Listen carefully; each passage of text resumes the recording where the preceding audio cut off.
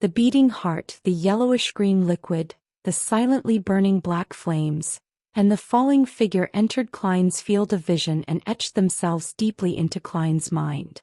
The most dangerous mission he had encountered up to this date had been when he was dealing with Ray Bieber, who was in the midst of digesting. Even such a terrifying and dangerous monster had only resulted in severe injuries to the Beyonders on the mission. No one had to sacrifice their lives. The deaths of the Beyonders Klein had witnessed, including old Niels, were all due to them losing control. The murderer might be strange and indescribable or related to evil gods, but they had nothing to do with the missions they undertook. Now he was looking at one of his partners being killed in action. The death was purely due to one mistake. Nighthawks were fighting against madness, but so were they also fighting against danger. There might never be an opportunity to make up for that one mistake. Klein's thoughts erupted with a boom. Apparently having taken a huge blow, he knelt down and lifted his right hand, firing successive shots at Madame Sharon. The silver demon-hunting bullets pierced through the invisible threads and shot towards her head and transparent sleeping gown. Suddenly, Madame Sharon appeared to be yanked in another direction by something, allowing her to successfully avoid Klein's manic shooting. Klein only managed to collect himself and regain the ability of rational thought when he finished firing the 5 bullets in his revolver, and the sound of the hammer striking an empty chamber entered his ears. His heart tightened. Without any time to reload, he tossed the revolver to the side and took out a stack of tarot cards. But Madame Sharon's body moved to the side and saw a card fly past her, piercing deeply into the surface of the makeup table. She smiled, her beautiful brown eyes once again taking on a black luster. At that moment, her waterfall-like brown hair suddenly flailed into the air like it was lifted by an invisible force. Madame Sharon froze. She wanted to dodge, but she was too slow. Klein had tossed out a magician card, successfully pinning her hair to the wall. But Madame Sharon forcefully tore away her hair and rolled forward, her body quickly vanishing from Klein's line of sight. She's turned invisible again. Klein had a tarot card between his fingers as he slowly turned around while being alert of his surroundings. Suddenly he realized why Madame Sharon had to give up her attack and why she had slowed down. If the situation had developed normally, Klein would have had no choice but to use Azek's copper whistle to deal with this terrifying demoness. Yes. The captain must be around here somewhere. He felt a little excited. He looked around, his gaze instinctively falling on the window. At the same time he made a judgment in his heart.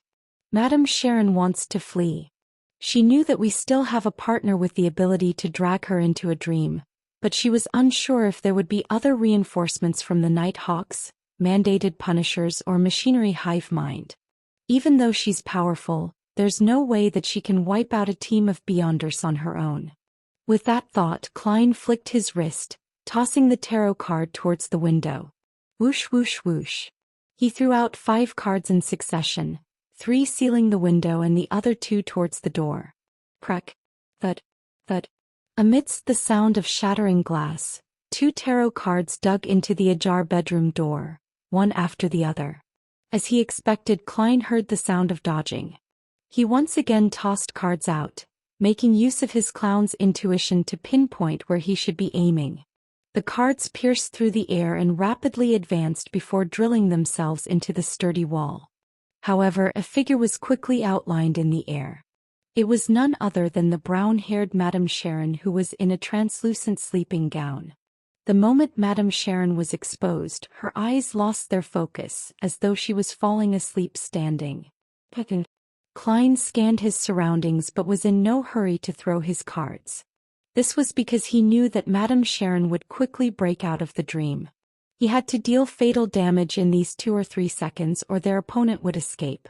It was easy to escape from a nightmare when there was a huge distance between them. Bending his knees, Klein rolled forward diagonally.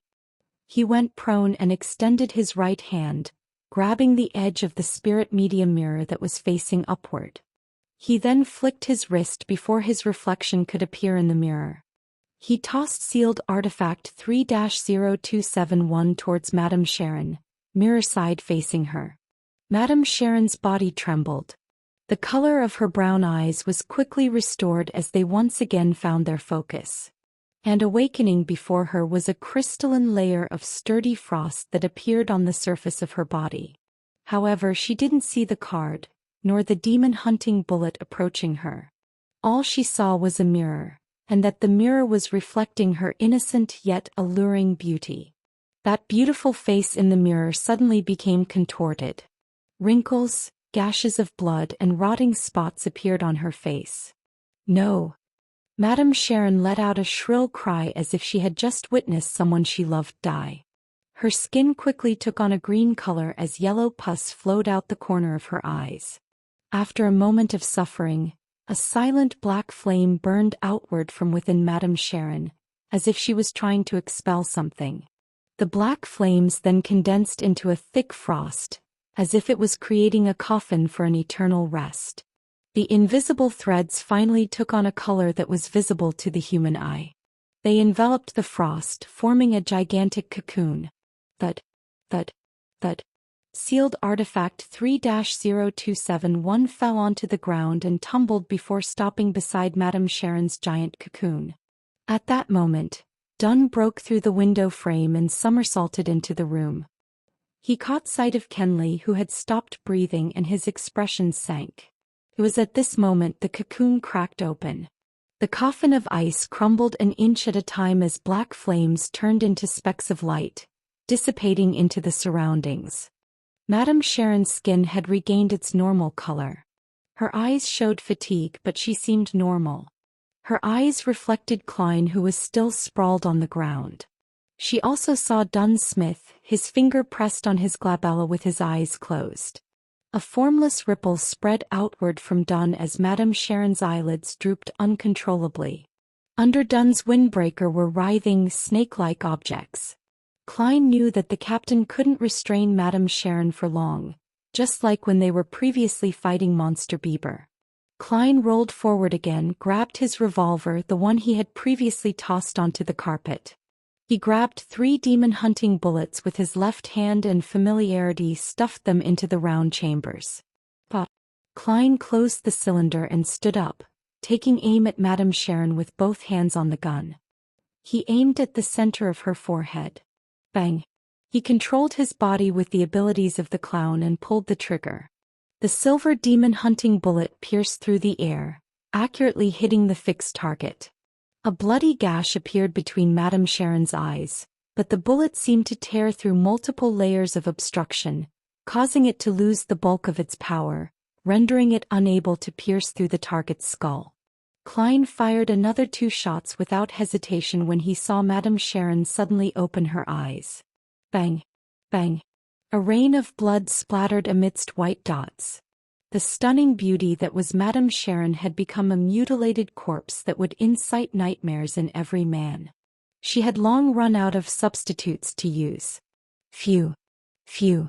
Klein lowered his arms and panted heavily. Madame Sharon, with only half her head left, slumped onto the ground. She still had an exceptional figure, her skin still white and tender. Dunn straightened himself up and opened his eyes. He too lowered his hand from his glabella, his face a little pale. He wasn't injured, but he looked as though he had lost a lot of blood. If it wasn't for the fact that she wanted to kill a few people before she tried to escape, if it wasn't for sealed artifact 3-0271 reflecting herself by chance, we probably would have only been able to injure her. Dunn slowly walked forward to Klein's side, his voice unusually low. If it wasn't for how unique I was, I would have died along with Kenley in the first 10 seconds of the battle. Klein turned to look at Kenley, who was silently lying on the black ash. He exhaled. Captain Kenley. I know, Dunn replied with a raspy voice. I made a mistake. I was fooled by Madame Sharon. I didn't expect her to secretly escape from the dream. He paused, then he said in a serious tone, but you have to get used to this. It's normal for Nighthawks to die during missions. Perhaps the next one to die would be me. Klein fell silent, not knowing how to reply. Kenley still had his eyes open, staring blankly at the ceiling. May the goddess bless you. May you find true peace. Dunn walked over to Kenley's side and drew a crimson moon on his chest. He then squatted and closed his partner's eyes. May the goddess bless you. May the serene night no longer harbor any danger or madness. Klein also drew the crimson moon as he prayed silently in his heart. A few seconds later he forcefully retracted his gaze and asked in a heavy voice, "Captain, should I channel her spirit now?" Dunn nodded indiscernibly. "Don't attempt to ask about the primordial demoness. That's very dangerous. I'll guard you and prevent any accidents from disturbing you." Klein didn't tarry. He took out the various ingredients and quickly set up an altar, starting the mediumship ritual. After reciting the incantations, he took a step back and used a dream divination. Madame Sharon's partners. Madame Sharon's partners. After reciting the statement 7 times, Klein entered a dream. He saw Madame Sharon's soul within the hazy world. He reached out to the transparent, ethereal soul and the scene before his eyes changed. It was a night scene. Madame Sharon, who was wearing a long black robe, handed an ancient bronze book over to instigator Trissy. She laughed a little manically after hearing the latter's doubt over the term, which. Weren't you always curious? Curious about why our upper echelons are all female. So it really was the demoness sect. Leonard's guess accurately matches the truth. He really does have a huge secret. The corresponding sequence 7 for assassin and instigator is which? What a trap. Klein thought to himself. The scene immediately changed. Klein saw a vast hall with narrow windows all around the place, and a lady clad in a pure white robe. Her back was facing Madame Sharon as she said with a smile, "We can reach sainthood as long as we advance towards the primordial.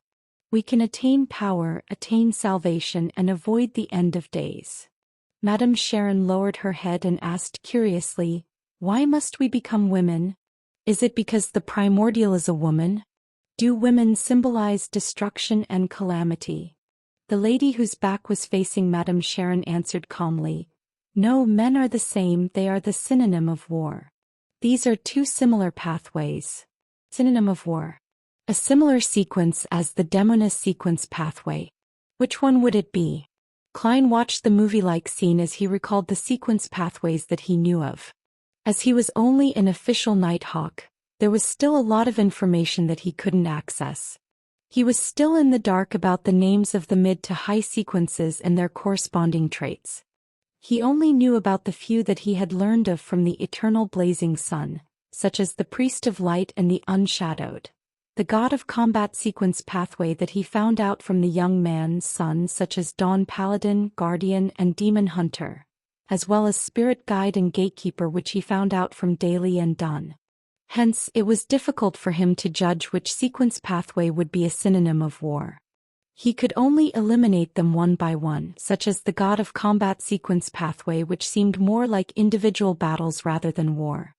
Klein thought about it and minimized the scope to 5 options.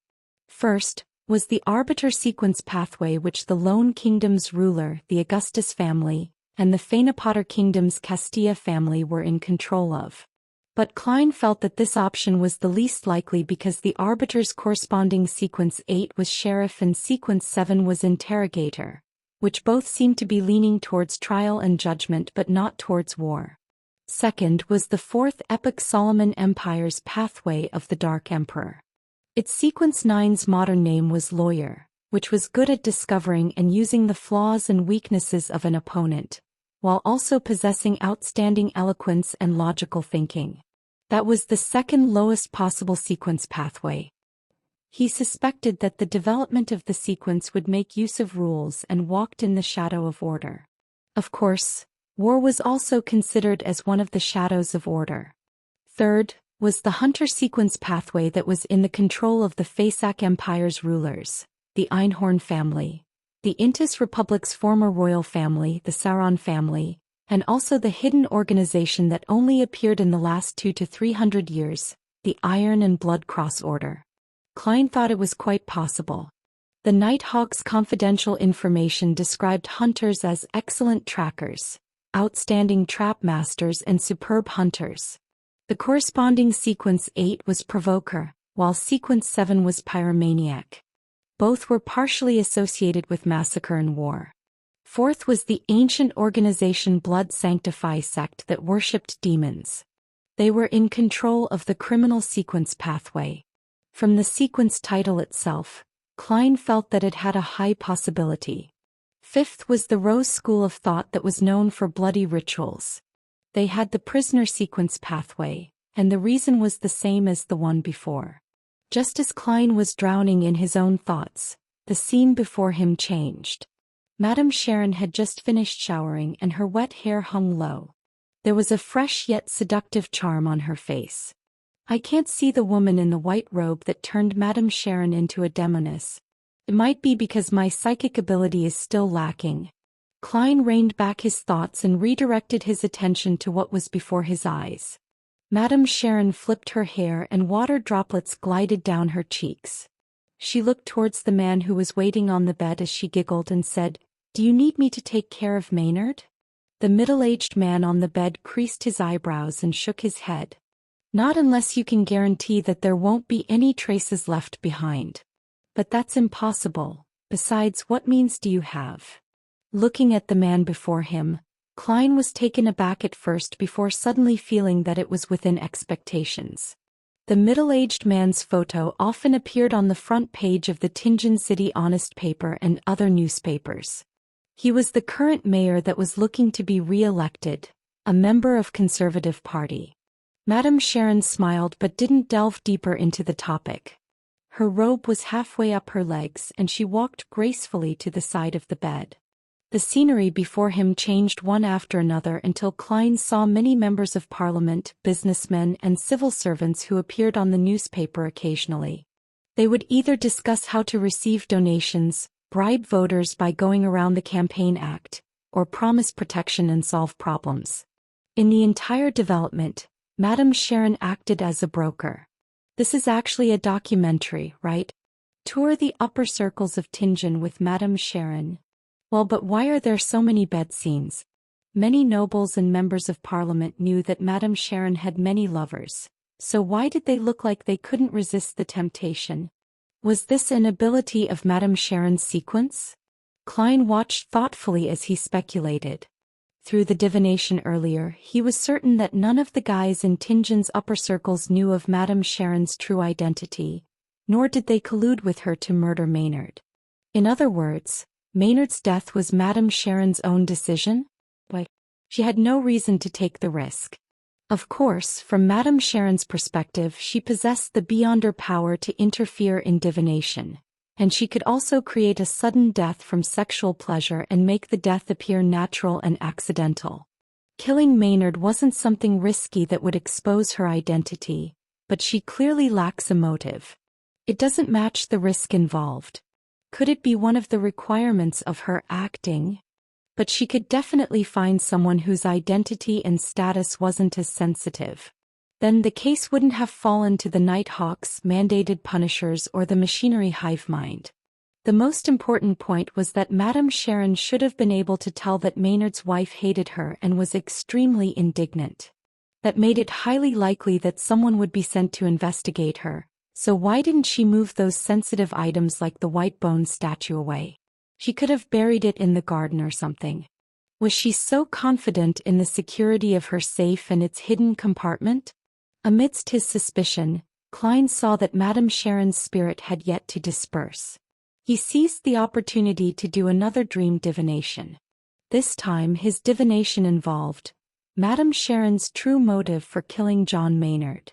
After he recited it in silence, Klein entered a dream once again and saw a new scene. Madame Sharon held a glass of red wine which resembled blood. In her loose sleeping gown she was pacing back and forth in her room.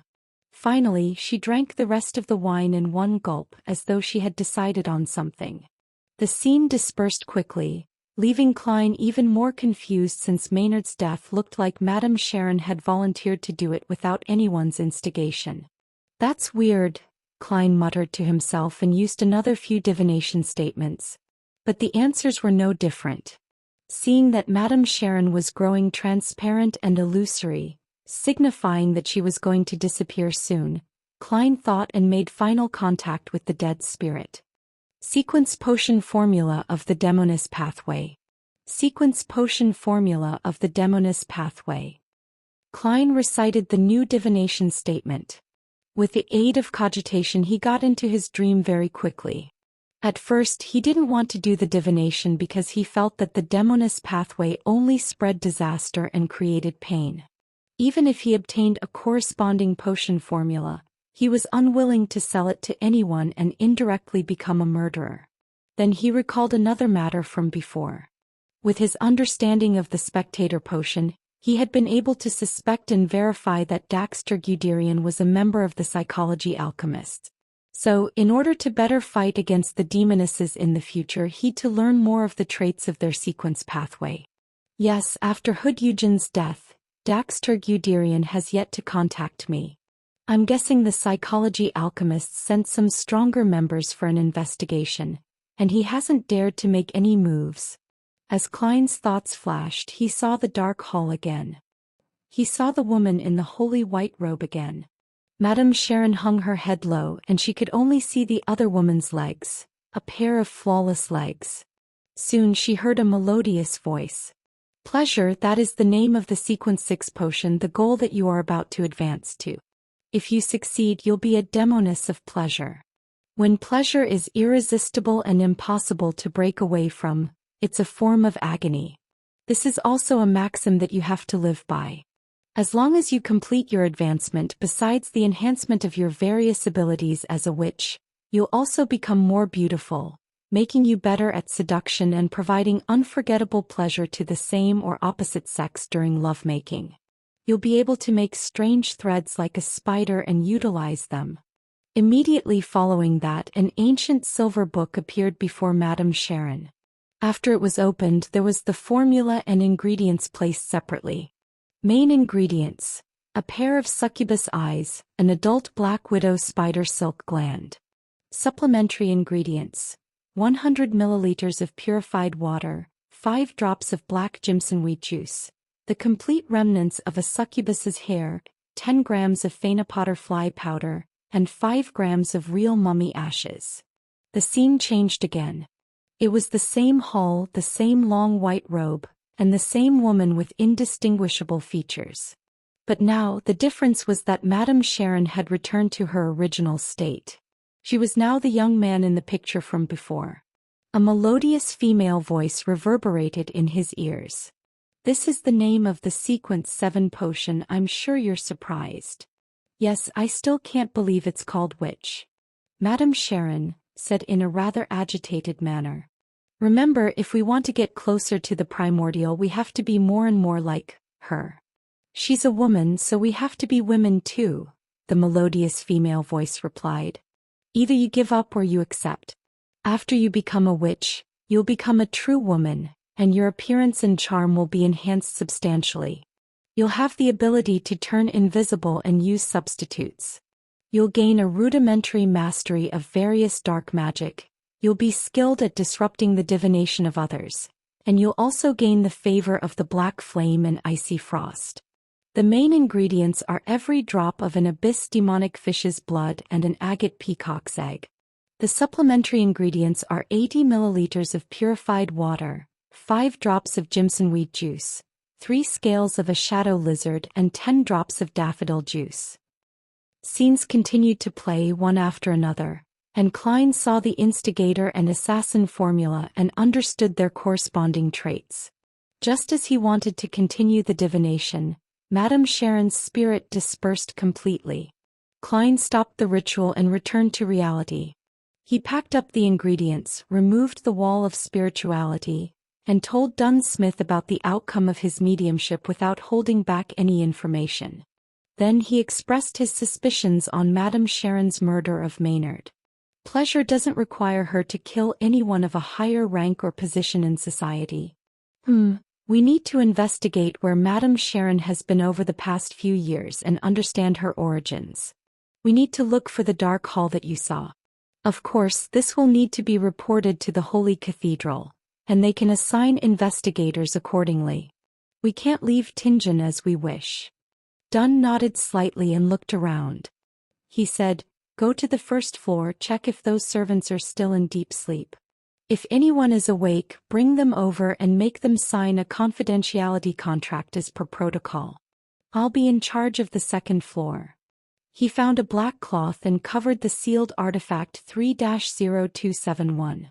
Upon hearing that, Klein suddenly understood why the intense battle hadn't brought the servants over. The captain had sent them into a deep sleep from the very beginning. Klein's body was still cold and stiff. He had to slow down and move forward in very, very light steps. Ready the latest stories en novelben.com. When he passed the bedroom door, he extended his hand and pulled out the 2 tarot cards at the door. He wiped them and put them back into his pocket. After he left the room, he walked towards the stairway. After taking a few steps, he suddenly thought of a question.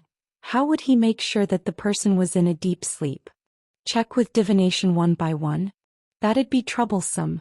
The captain is a nightmare, he should be an expert in this. I'll have to ask him if he has any fast and simple methods. With this in mind, Klein turned around, walked towards the bedroom door, step by step as he fought against the cold and stiffness in his body. Before he came close, he looked through the ajar door and saw the shattered pieces of the angled full-body mirror. There were still large shards of the mirror clinging to the frame, all the size of a palm. In the cracked mirror, Dunn Smith, in his black windbreaker, was kneeling beside Kenley's dead body, doing something. Suddenly he lifted his head. His gray eyes were deep, and the corners of his lips were tainted with crimson blood. Crimson blood. Without thinking, Klein turned around, left the side of the door and leaned his back against the wall. Klein held his breath with his back against the wall as he faced the darkness of the corridor. What's Captain doing? What's wrong with him? Was he drinking blood? Is this a sign of him losing control? Klein's mind was a mess, incapable of effective thought. Nearly 20 seconds later, Klein clenched his teeth. With the help of the control he had over his body as a clown, he silently made his way down the stairs. Later, he then intentionally took heavier footsteps and made his way back to the door of Madame Sharon's bedroom. Klein looked in to see the captain wrapping sealed artifact 3-0271 with the black cloth. His expression was serious, his face clean. It was as though what Klein had seen just now was only an illusion. Glancing sideways, Klein saw nothing abnormal with Kenley's body. It was the same as it had been. He inhaled and asked, "Captain, how am I going to confirm if those servants are still asleep? I can't make an accurate judgment just based on spirit vision alone. They'll have various emotional reactions due to their dreams which will be reflected in the color of their auras." Dunn Smith fiddled with the spirit medium mirror and was silent for a few seconds. He said with a raspy voice, "I'm sorry. I forgot about that. I've made too many mistakes tonight. There's no need for you to check, I'll confirm it." He lifted his hand and pressed his glabella, then he closed his eyes, allowing formless ripples to spread towards the first floor. It was crystal clear to a nightmare if anyone was asleep or not. Klein froze when he saw this. He looked down and bit at the insides of his lips. "Captain, were you really drawing me away just now? What are you doing? Do you know what you're doing?" He abruptly turned to look at the window, only to see the crimson moon hanging high in the sky, seemingly unchanged for thousands of years. After collecting himself, Klein used the cover of picking up his tarot cards, revolver, half-top hat, and other items to closely examine the corpses of Kenley and Madame Sharon. They maintained the same look as when they died, but their skin was turning pale at a rapid rate. They also had tinges of blue and black marks. It's a little weird, they seem to be missing something. It's not something specific but more of a feeling, Klein muttered to himself. He felt his hair stand on end due to the chilly wind blowing through the shattered window. At that moment, Dunn opened his eyes and said in a deep voice, "They're all still asleep, but some of them are close to waking up." That's good, Klein looked at the captain, not knowing what he was saying. Dunn surveyed the surroundings and said, "Clean up the scene, then get someone from the nearest police station to come over." Oh, and make a trip back to Zitland Street and get Fry to come help out. Klein gave the captain a deep look and nodded with his teeth clenched. Okay. With Dunn's help, Klein quickly cleaned up the scene and left Madame Sharon's house through the front door. Walking through the garden and coming outside, Klein couldn't help but look back. All he saw was the silent nursery in the darkness. There was no light at all. He turned, his heart heavy. He soon located the nearest police station based on his memory. This was common knowledge to the Nighthawks. Knock. Knock. Knock. Klein knocked on the steel door. Sometime later, the officer on duty passed through the courtyard with a lantern in hand. He opened the door and observed Klein suspiciously. What's the matter? Klein failed to force any expression. With a heavy face, he produced his documents and showed it to the police officer. There's a serious murder case at 15 Osna Street. Immediately call for other officers to head there to help out. The police officer lifted his lantern and scrutinized the documents before putting his feet together and saluted. Yes, sir. Having settled this, Klein headed back to Zitland Street on a rental carriage. On the way back, he sat in the dark carriage. His thoughts were in a mess and unfocused. Kenley is dead. I remember that he was recently engaged. His parents are still alive. What was the captain doing just now? Does he crave fresh blood? Or does he have other motives? His memory is still as poor as before without any obvious improvement. This means that he doesn't have the warning signs of losing control. But he's known about the acting method for some time now. Does the fact that his memory hasn't improved mean that there's a problem? No. It must be because the captain is still figuring out the proper way to act as a nightmare. Yes, the most important reasons why Kenley died was because of sealed artifact 3-0271. It was the captain who gave it to him. What am I thinking? It was a logical decision back then. It was also the captain who suggested using sealed artifact 3-0271. Calm down, I cannot make blind guesses. But I cannot wait around either, or the situation might worsen. I'll send a letter to Madame Daly later and see if she knows what this situation means. Even if she doesn't know the exact answer, she'll definitely understand the signs of danger and inform the Holy Cathedral. That way we can smother the problem in the cradle and get the captain back to normal. No, the captain might not have a problem. I might have misunderstood something. I'll see what Madame Daly says. Klein had already made a decision when the carriage arrived at 36 Zitland Street. He was no longer flustered and helpless as before. He went up the stairway toward the entrance of the Blackthorn Security Company with heavy steps and opened the door from a key he fished out. The familiar setting calmed him down considerably. It reminded him of how he felt when he asked the captain for help every time something was wrong. Taking a deep breath, Klein went to the recreation room and found Fry reading alone under the gas lamp.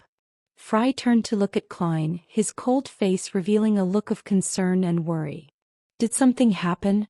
Where's Captain and Kenley? Klein replied with a raspy voice. Kenley's dead. He died at Madame Sharon's hands. We all made mistakes. The captain is guarding the scene. He needs your help there. Before they left, the captain had informed Fry about the general situation. He told Fry that if they weren't back within 2 hours, he was to send a telegraph to the Holy Cathedral. Similarly, since they had to apply for sealed artifact 3-0271 and enter Cheney's Gate at night, Royale, who was guarding Cheney's Gate, was also notified of the mission. According to the internal guidelines of the Nighthawks, a captain could permit the opening of Cheney's Gate at night. If the captain was present, then only the captain could enter. Fry froze for a moment, then he let out a sigh. He drew a crimson moon on his chest. He put on his coat and hat and headed out the door. When he walked past Klein, he suddenly said softly, "You don't need to blame yourself. Making mistakes is something we can never avoid. We must always trust our partners." Yeah. Klein closed his eyes, his vision turning blurry. Klein and Fry first headed to the basement to notify Royale before locking the door to the Blackthorn Security Company and rushing to Madame Sharon's house. It was nearing dawn by the time they got Kenley's corpse and Madame Sharon's half-decapitated body back. Dunn stood in front of the mortuary, silently looking inside. It was some time before he turned to Klein and said, "Go home first. You just experienced an intense battle, you must be exhausted." "All right." Klein didn't reject the suggestion. He puckered his lips and stole a glance at the captain before quietly leaving the Blackthorn Security Company. He took a carriage back to Daffodil Street. Just as he had done the previous time, he easily entered his bedroom and locked the door. Taking out the silver ritual dagger, Klein sealed the room with a wall of spirituality. He then sat at his desk and wrote urgently, "Dear Madame Daly, I've noticed that there's something odd about the captain recently. During a mission he secretly—" Klein stopped when he reached this point. His mind had gone blank. He didn't know how to continue or how to describe the incident. But he threw the pen and crumpled the piece of paper in front of him into a ball. Looking at it, he pounded heavily on the table, sending a reverberating thump across the room. Klein closed his eyes and covered his face with his hands. He didn't move, as if he had become a statue. 5 minutes later he sighed. He put down his right hand and burned the ball of paper with his spirituality. He watched it turn to ash as it fell into the bin. After organizing his thoughts, Klein took out a fresh piece of paper and wrote, "Dear Madame Daly, we just completed a mission and regrettably lost a partner. The exact details are as follows. Back then, I felt that with my present standards, my spirit vision was incapable of accurately ascertaining whether the servants were asleep or not, and that it was very troublesome to do divinations for every one of them. Thus, I returned with the intention of asking for the captain's advice. At that moment, through the mirror's reflection, I saw the captain kneeling beside Kenley's corpse, with crimson blood covering his mouth. I'm not sure what exactly happened, nor do I know the state the captain is in. I hope that you can give me an answer." After writing this, Klein read the letter again with a heavy heart before folding it in half. He then set up a ritual and activated his spirit vision to summon Daly's messenger. He summoned the strange face, which was only a mouth without any eyes or nose. He saw the red tongue laced with irregular sharp teeth and 5 pale fingers on the tip of the tongue. Klein silently handed the letter over. When everything was restored back to normal again, he sat down and continued writing. This time he planned to ask Mr. Azek. On a recent mission, something strange happened to my superior. He sent me away and kneeled beside the corpse of a teammate. His mouth was covered in crimson blood. Have you encountered something like this in your memories before? How can I help my superior? After folding the letter, Klein took out the copper whistle, put it to his lips and blew hard. In the silence, illusory white bones came flying up from the desk like a fountain and finally formed a huge monster. It was almost 4 meters tall, still covered in a faint glow. Its head was still poking through the ceiling, looking no different from before. Klein flicked his wrist and threw the letter. The white bone monster caught the letter and gripped it tight. Klein blew the copper whistle again and saw the messenger break into illusory white bones and fall like rain before vanishing through the surface of the desk. Klein felt much calmer after finishing everything, but he didn't stop trying.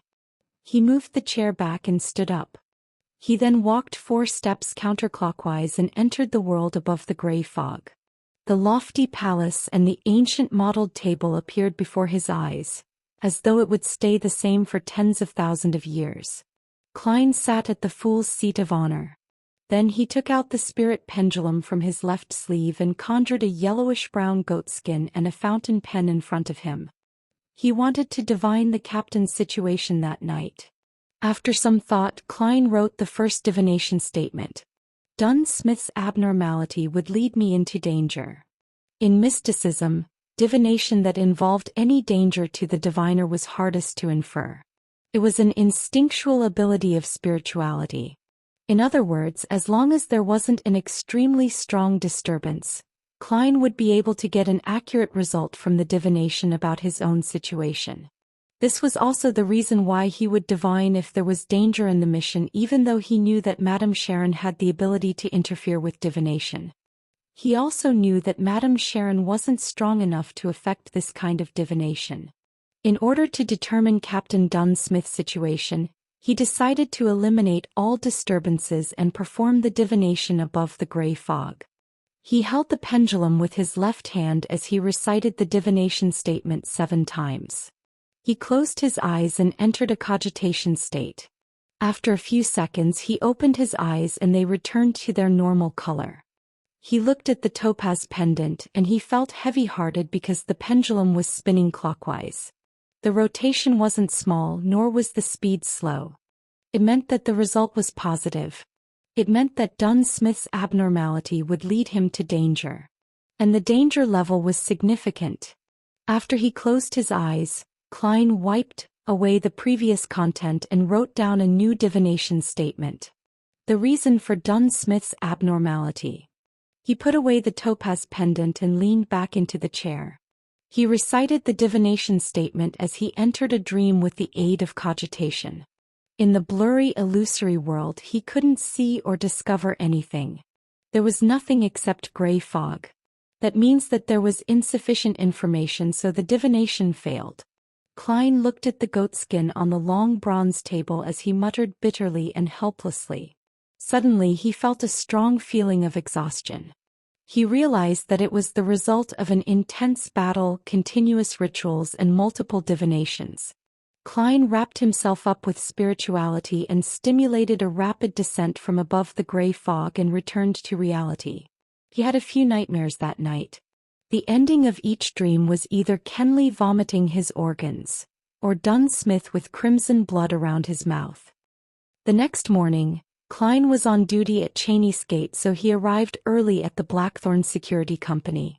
At that very moment, Roseanne, Mrs. Oriana, and the other clerks had yet to arrive for work. Klein walked through the partition and saw the wide-open door and Dunn Smith, who was seated in the captain's office. Dunn had taken off his coat and he only had his white shirt and black vest on. He sat in his seat while he held a cup of coffee in his hands. He was staring at the wall in front of him blankly. His hair seemed dry, his gray eyes looked dull, and his face was showing obvious signs of weariness too. Even for the captain, who's experienced many similar incidents, it's still unbearable to lose 2 teammates in such a short period of time. Klein's heart winced as the scene of the shattered full-body mirror reflecting Dunn kneeling before Kenley's corpse with his face covered in crimson blood appeared once again. Klein clenched his teeth and looked away. After nearly 20 seconds, he composed himself and extended his hand to knock on the captain's door. Knock, knock, knock. Dunn put down his coffee cup as his gray eyes became deep again. He took a deep breath and said, "I've reported the matter to the Holy Cathedral," and they gave an initial reply. The church will compensate Kenley's family with £3,000, and the police department will give £1,000 as bereavement payment. A total of £4,000. To most middle-class citizens, that's wealth that can't be earned in a lifetime. Kenley's weekly salary was £7, making an annual income of £364. Adding in any bonuses and additional income, he would make at least £380. £4,000 is equivalent to 10 years of his income. Such wealth can provide at least £200 of income a year. Although money cannot make up for the loss of Kenley, it's the only effective thing at the moment. Klein had many thoughts passing through his mind before he finally sighed. That's all we can do. The Church of the Evernight Goddess couldn't be faulted when it came to such matters. Dunn pulled his collar and said in a deep voice, "Go to the basement and take over Royale's shift." "All right." Klein nodded slightly. He turned around and walked towards the door. Then he heard Captain add as though he was talking to himself, "We'll send Kenley home later." Send Kenley home. His father, his mother, his siblings, his fiancée, how will they react? Klein's heart tightened and he was somehow glad that he didn't have to face such sorrow. He knew it was the mentality of an escapist, but he was really afraid of seeing the agony in the eyes of Kenley's parents. or how his fiancée would seem to lose her soul. He was afraid to see their expressions of hidden resentment and afraid of hearing their sobbing. Klein quickened his pace and hurried to Cheney's gate. He completed the shift change with Royale in silence. He sat in the duty room and occasionally took out his silver pocket watch and watched the time pass by slowly. After an unknown period of time, Klein suddenly heard illusory sounds that overlapped one another. He saw the 4 black dots appear on the back of his hand and understood that it was either Justice, the hanged man, or the sun praying to him. He had no way to answer them immediately. He could only wait till the notification ended for more prayers to come, and until the next morning when he returned home. Having just fished his keys to open the door to his house, Klein saw the maidservant Bella wiping the dining table while his sister Melissa, who was dressed up, and his brother Benson came downstairs. "Didn't you just go to Mass last week?" Klein asked curiously. Benson smiled and said, "That sounds like the memory of a person who hasn't gotten any sleep the entire night." Huh. Klein looked even more confused. "Today is the first day that the Return of the Count will be releasing tickets for sale," Melissa explained. Klein smacked his forehead and took off his hat. "I've been too busy recently. I totally forgot about it. Especially these past 3 days," he added with a sigh. Melissa looked at him with concern and said, "Your breakfast is in the kitchen. You didn't get some sleep. Benson and I thought that since we're going out, we might as well drop by St. Selena Cathedral to have Massachusetts." "All right." Klein waved and bade his brother and sister farewell. He had a simple breakfast and returned to his bedroom. After he did the preparatory work, he took 4 steps counterclockwise and entered the world above the gray fog. He saw that Justice and the hanged man's corresponding crimson stars were burgeoning and shrinking faintly. He extended his right hand and emanated his spirituality. Then blurry images formed before Klein's eyes. Miss Justice's prayer sounded in his ears. "I pray for you to listen. Because of the Kalangos incident, my father hired a beyonder to protect me. There are also others who are watching over me secretly. It wasn't easy for me to finally find an opportunity to pray to you. I would like to apply for leave from the gathering next week. I believe this will pass soon." Klein subconsciously glanced at the blurry image. The image was filled with fog and there seemed to be a huge bathtub with rippling water. Miss Justice was wrapped in a bath towel. He retracted his gaze and started listening to the hanged man's prayer. His description was different from Justice's, but he was making the same request. He too needed to ask for leave due to the aftermath of Kalangos's death. Klein nodded slightly and responded to their prayers respectively. "I'm aware." Then he sent a message to the sun's crimson star. "The upcoming gathering will be cancelled temporarily. City of Silver." Derek Berg was paying attention in the training field. The sky above his head was still dark, with occasional flashes of lightning that lit up the sky. Suddenly, his vision went blurry before he saw the thick fog and the ancient palace that looked like the home of a giant. He also saw Mr. Fool, who sat in the depths of the gray fog. "The upcoming gathering will be cancelled temporarily." His voice reverberated, but the view before Derek had already returned to normal. He wasn't shocked at such a magical incident because Mr. Fool contacted him in this manner to remind him before every gathering. Derek looked up at the woman in front of him subconsciously, a member of the City of Silver's 6-member council, Shepherd Lloydia. This terrifying expert kept switching between a smile and being aloof. She told every young man at the training field that they would join the patrolling troops soon and rid the dark monsters in the vicinity. That wouldn't be training anymore. Elder Lloydia didn't notice anything strange. He seems to be getting weirder. Is it because there's a high-sequence Beyonder's evil spirit among the souls that she grazes? Derek thought. Klein returned to his bedroom, threw himself into bed and quickly fell asleep. He dreamed about what had happened these past few days.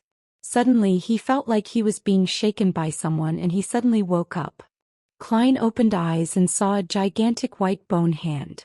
The hand paused and threw the letter on the bed. Then it vanished into thin air. Mr. Isaac's reply. Klein grabbed the letter full of hope. Klein opened the letter, feeling both expectant and nervous before he began reading Isaac's reply. I thought about a few possibilities regarding the scenario you described, and I remembered a few things about vampires and mutants. Natural vampires were already on the brink of extinction before the dragons and giants bowed out of the stage of world history. Later on, they might occasionally be discovered. The vampires we usually talk about, as well as those mentioned in folklore, are more similar to Beyonders. I recall that the name of a potion in a particular pathway is called vampire. If your superior is now in a half-insane state, then it's very likely that he mistakenly consumed such a potion. The result of mixing two potions from different pathways makes a half-insane state a certainty. Yes, I vaguely remember the pathway of the Evernight, which is also the sleepless pathway as you know it, can be interchanged at high sequences with the pathway of death and the pathway of giants. But it doesn't include the vampire pathway. Of course, we cannot rule out the possibility that your superior might have accepted it willingly. After all, vampires have a long life, an exceptional constitution and excellent looks. When compared with these benefits, accepting a state of half-insanity is reasonable. Klein froze when he read the letter. He didn't expect Mr. Isaac to provide him with this much information. The death pathway is also known as the corpse collector pathway. It can be interchanged at high sequences with the sleepless pathway. I knew about this from Emperor Roselle's diary. But to think that it can also be interchanged with the giant pathway after sequence 4. The giant pathway is the one that the City of Silver possesses, which is also the present-day God of Combat pathway. I've always suspected that Giant King Ormer was the ancient god of combat. Yes, Emperor Roselle's diary described the Church of the Evernight Goddess and the Church of the God of Combat as mortal enemies.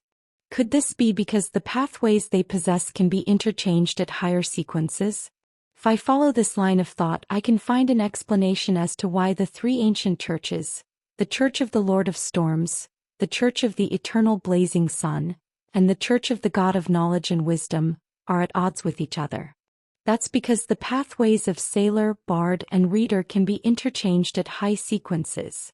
Yes, during the end of the previous epoch, the Pale Era, it's likely that the fall of death was caused by the Evernight Goddess and the God of Combat. The captain is perfectly fine usually, other than his poor memory.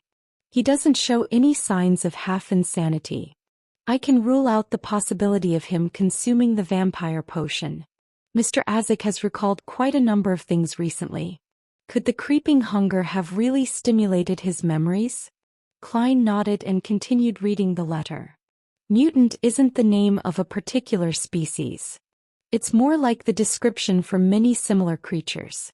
Under normal circumstances, they're no different from an ordinary human, but there is an innate, suppressed, twisted desire in their hearts. This desire erupts when they come into contact with a certain scene or object. They become monsters, succumbing to their desires for blood and massacre. After everything settles, they will return to normal again. They become slightly more merciless and unfeeling after each time their desires erupt.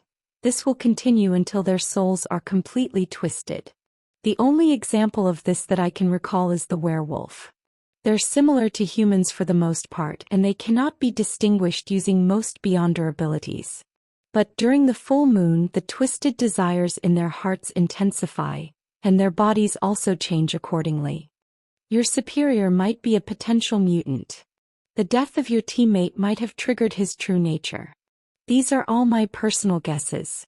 I cannot guarantee that there are no other possibilities since I haven't gotten all my memories back.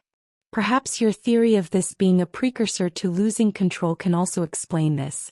There's no saving him whether he has consumed the vampire potion, or if he's a mutant. Of course, many people have theorized that mutants were originally ordinary human beings, but were put under a strange curse or corrupted by some evil god or devil, and thus transform into a different monster under certain circumstances.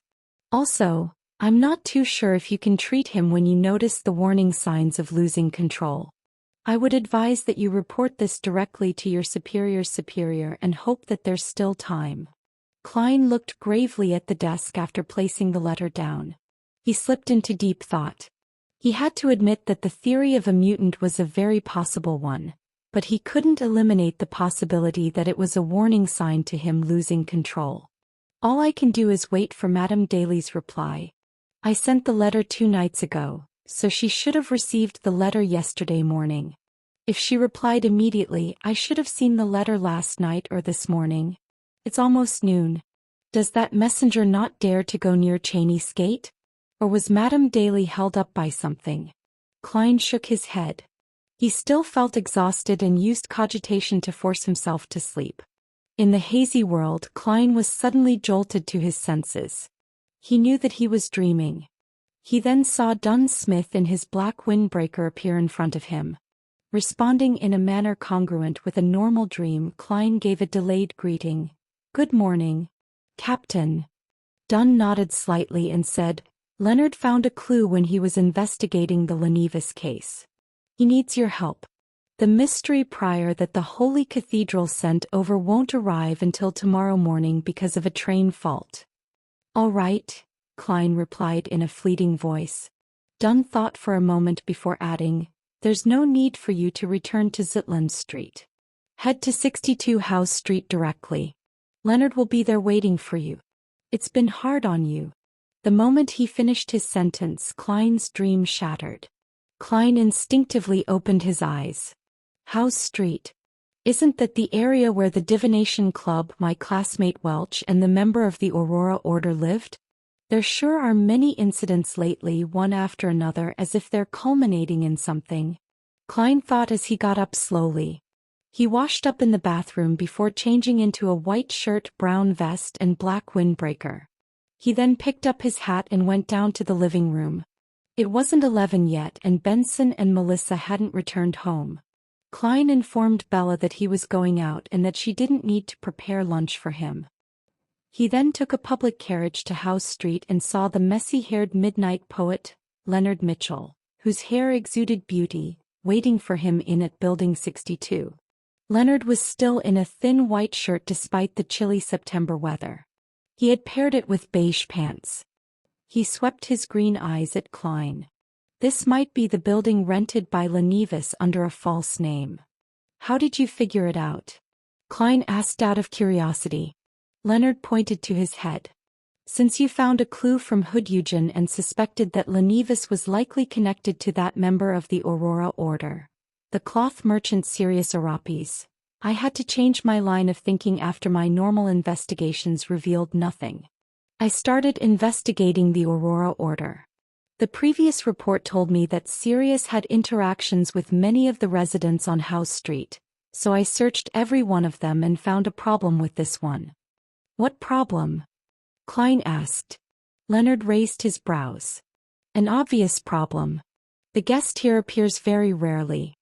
He claimed to be going to the southern continent to do business after Hans Vincent's death and never returned. His records are very realistic and the police didn't discover anything. This could only be a coincidence." Klein creased his brows. "Of course, a coincidence. But when I showed the residents around here Lenevis's picture, an old man felt that he looked similar to the resident at number 62, other than his different glasses." Leonard took out a black and white photograph from his pocket. "Why didn't you say so earlier?" Klein lampooned inwardly.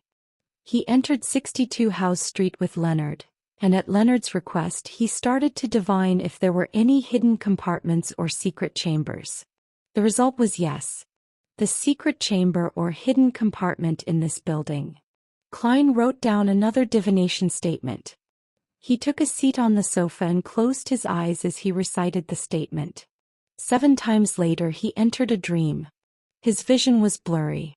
In the blurry world, Klein saw a wooden bookshelf. He saw rows upon rows of books. He saw that one of the books had been taken away. He saw the wooden surface beside the book open, revealing a hidden compartment.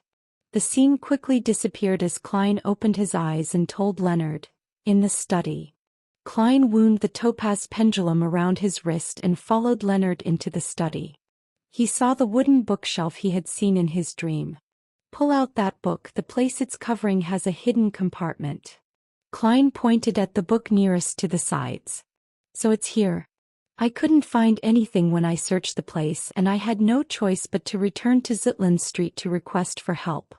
Leonard grumbled as he walked over. He pulled out the book Klein had pointed out. After searching the area, he finally found the mechanism to open the hidden compartment. A letter lay silently in the hidden compartment. A letter? Lenevis hid a letter here? Klein found it extremely strange.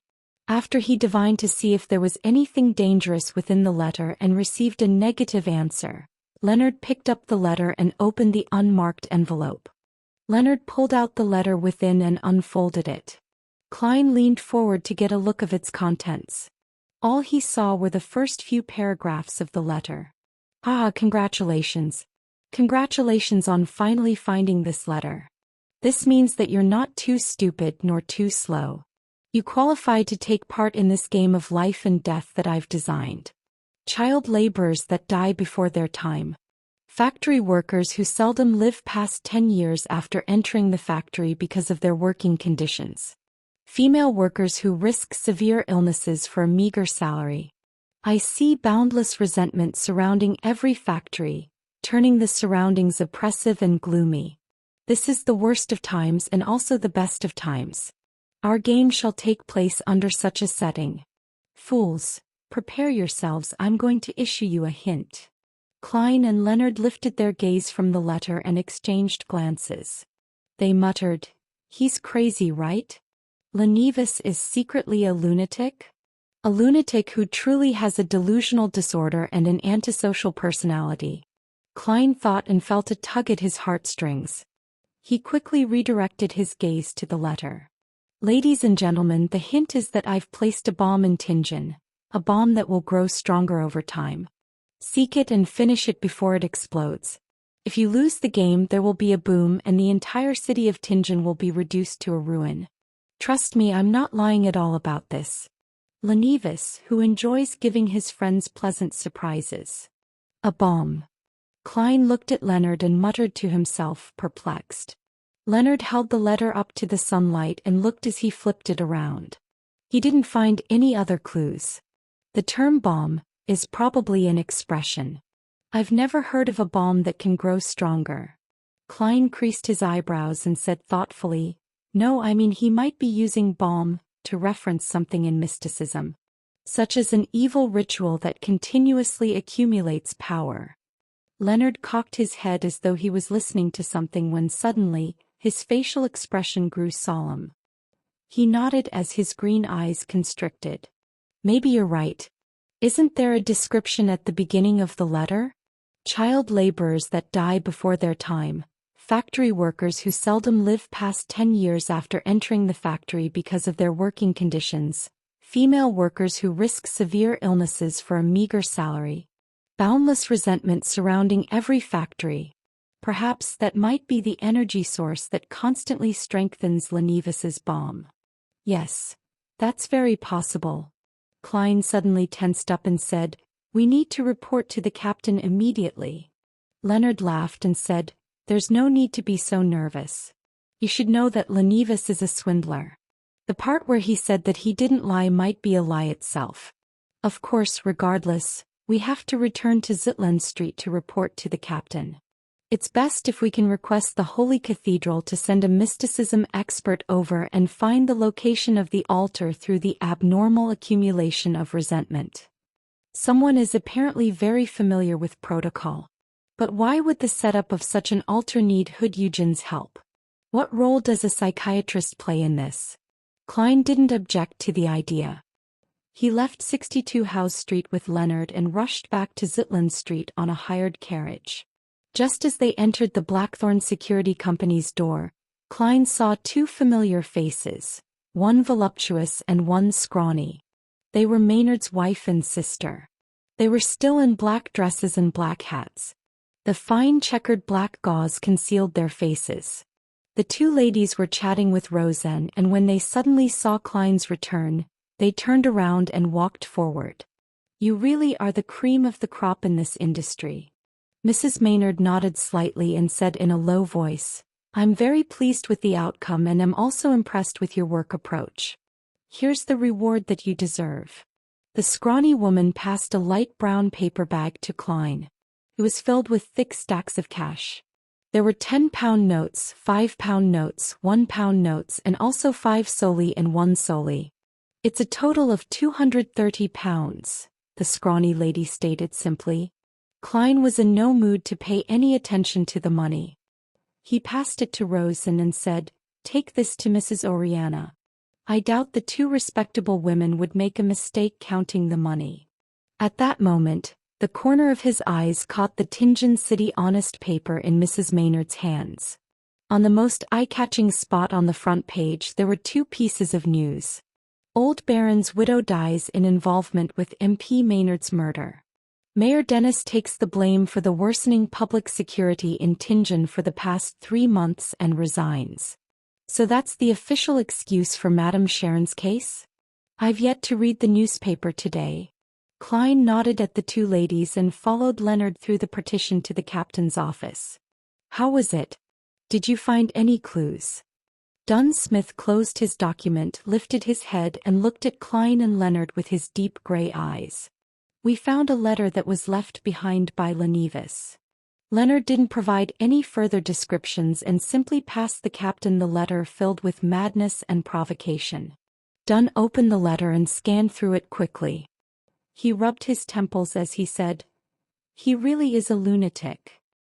He's only a sequence 8, sequence 7 at most. Klein agreed from the bottom of his heart. Lenevis is a dangerous figure who can damage the stability of social order. Even though he's weak, we can't belittle him. Then he told Captain about his and Leonard's assumption. Dunn touched his receding hairline as he said, That was my thought as well. I'll immediately send a telegram to the Holy Cathedral and ask them to send a mysticism expert over for assistance. Who knows how dangerous Lenevis's bomb could be? We have to be extremely careful. When the Holy Cathedral replies to me, I'll arrange for the follow-up. Klein and Leonard exchanged glances and nodded simultaneously as they said, All right. Seizing the moment when Captain was sending a telegram to the Holy Cathedral, Klein returned to the reception hall to grab a copy of the Tianjin City Honest paper from Rosen. He stood at the partition and read the 2 articles with full concentration. The widow of the old baron of the Coe family, Madame Sharon, was suspected to be involved in the sudden death of Member of Parliament Maynard. The police received a tip and took action at night. They discovered that Madame Sharon and her accomplice had knocked out her servants to carry out a pagan ceremony in her bedroom. They refused to surrender and attempted to resist arrest, resulting in the death of a heroic police officer. Finally, Madame Sharon and her accomplice paid the price for their evil deeds with their lives. Mayor Dennis takes the blame for the worsening public security in Tianjin and resigns. He also announced that he wouldn't be running for re-election next year. For the next few months, Deputy Mayor Mr. Harry will take on the responsibilities of mayor. A heroic police officer. Is that the description of Kenley? Klein sighed and knew that it was the best way of handling the situation. According to the internal rules of the Nighthawks, in order to prevent the forces of evil from taking revenge on their family members, their names would be kept confidential even if they sacrificed their lives.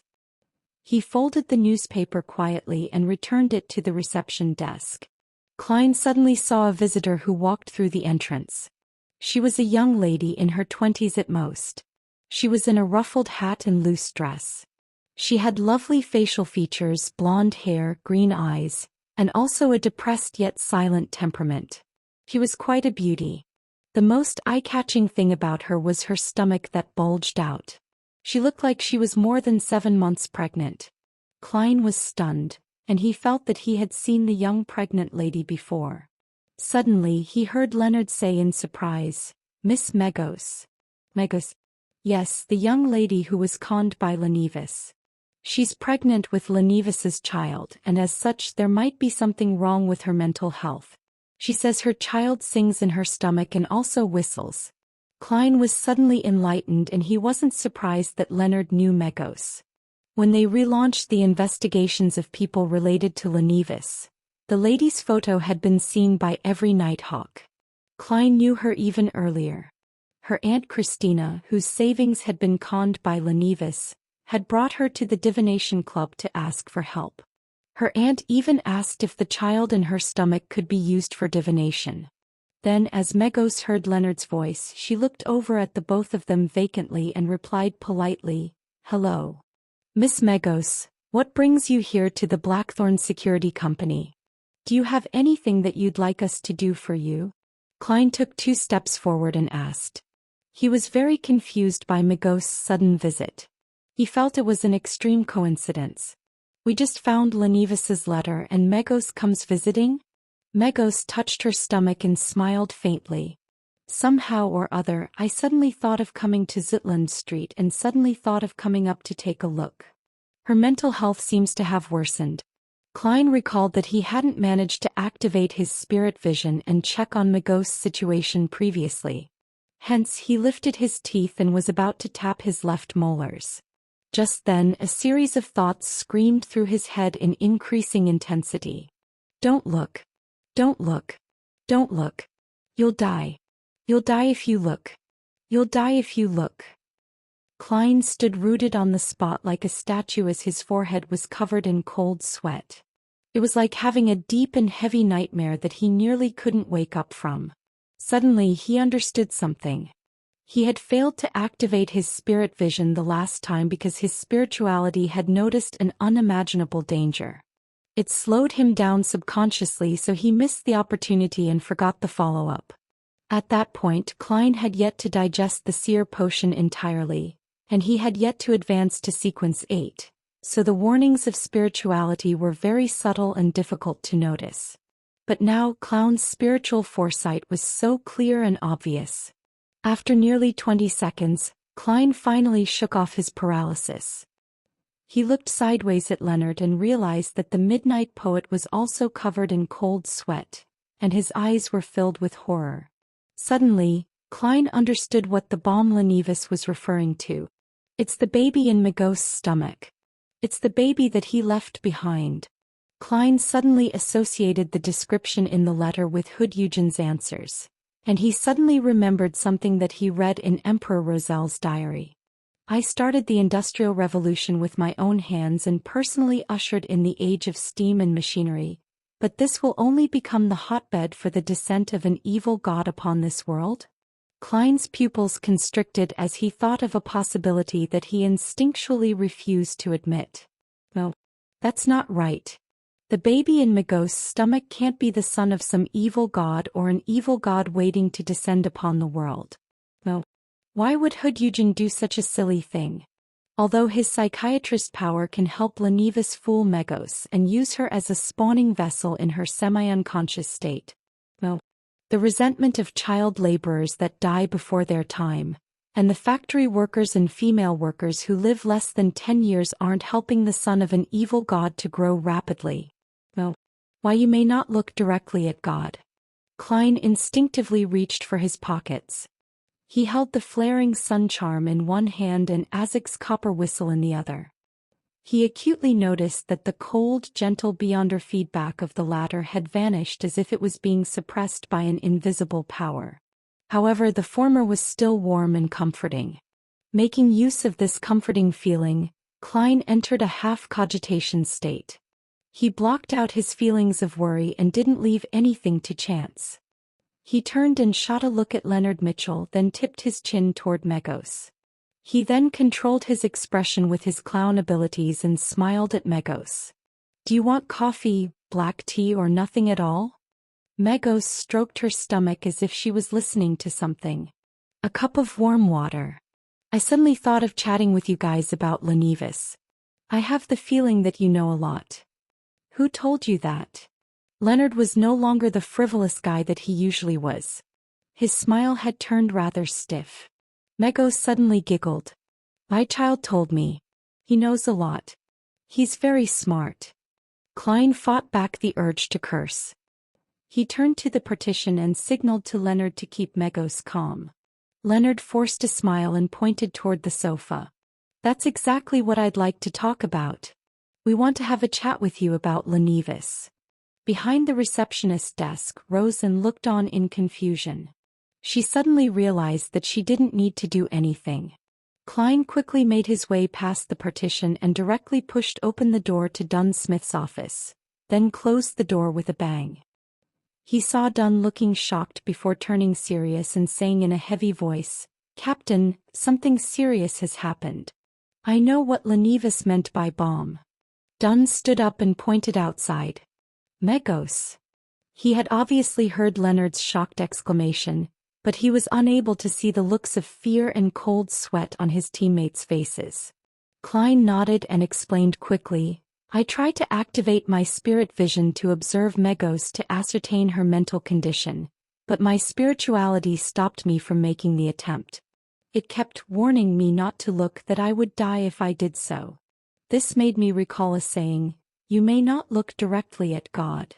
Even if the fetus in Megos' stomach isn't an evil god attempting to descend upon this world, or the spawn of an evil god, it's definitely a legendary creature. Captain, connecting this to the Black Altar in Eugen's memories, to his psychiatrist abilities, to the tragic world as described in Lenevis's letter, I think that my guess is quite close to the truth. Lenevis obtained a ritualistic magic linked to the true creator from an Aurora Order member. With Eugen's help, he turned Megos into a vessel to gestate a certain power. Then this power will make use of the resentment, oppression and gloominess surrounding the factories to quickly grow until maturity. In other words, the ritual itself needs this resentment, oppression and gloominess in order to succeed." Dunn considered Klein's words seriously for nearly 20 seconds before nodding with a solemn expression. "I'll ask for assistance from the Holy Cathedral immediately. Let's hope that the baby in Megos' stomach can still wait. Of course we can't just sit back and do nothing. Tell Leonard to keep Megos calm and keep her company. Notify Mrs. Oriana, Rosen and the rest.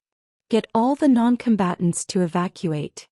I'll head to the back of Cheney's gate after I send the telegram. We have to prepare for the worst, which is if Megos' baby is born before the arrival of reinforcements from the Holy Cathedral. As captain of the Tingen Nighthawks, I have the authority to use St. Selena's ashes during emergencies." St. Selena's ashes.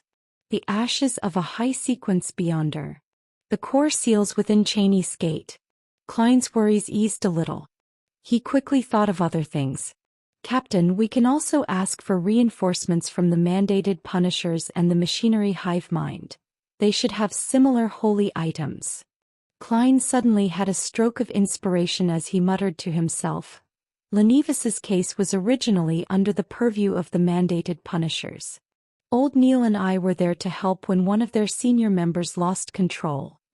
As he spoke softly, his voice grew to a crescendo.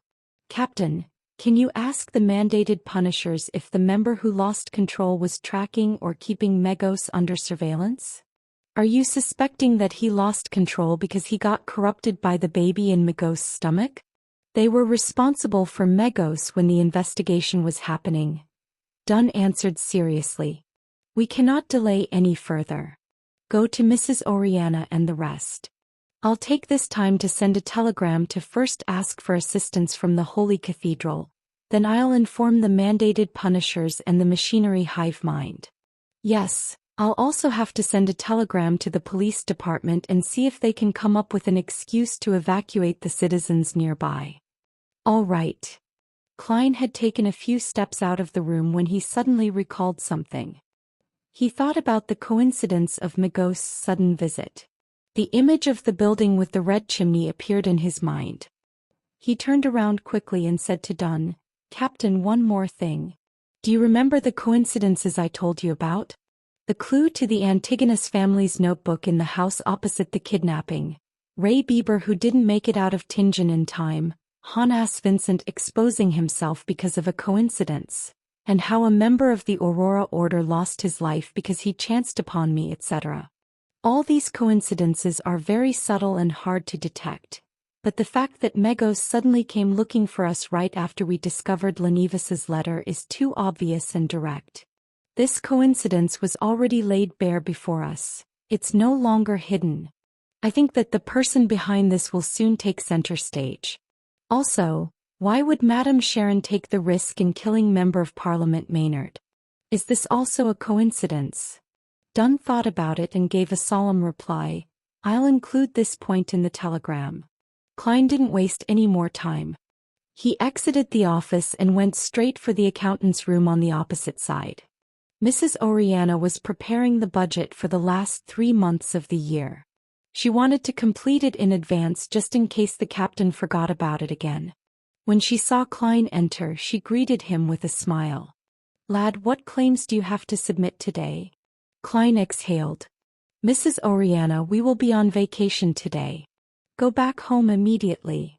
Oriana froze for a while, looking at the serious face before her in a daze. A few seconds later she stood up in a fluster. All right.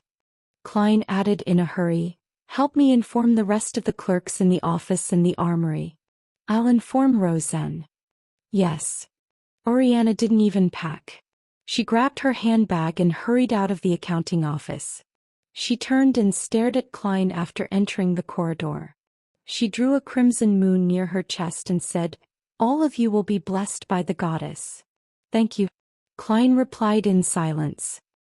He made his way past the partition into the receptionist area only to see Leonard chatting with Megos about Lenivis, his expression rigid.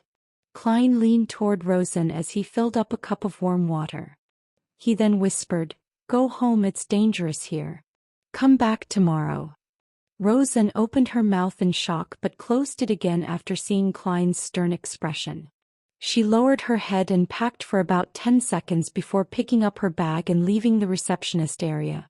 Just as she was walking past Klein, she bit on her lip and whispered, to be honest, I respect the Nighthawks as much as I hate other people who become Beyonders.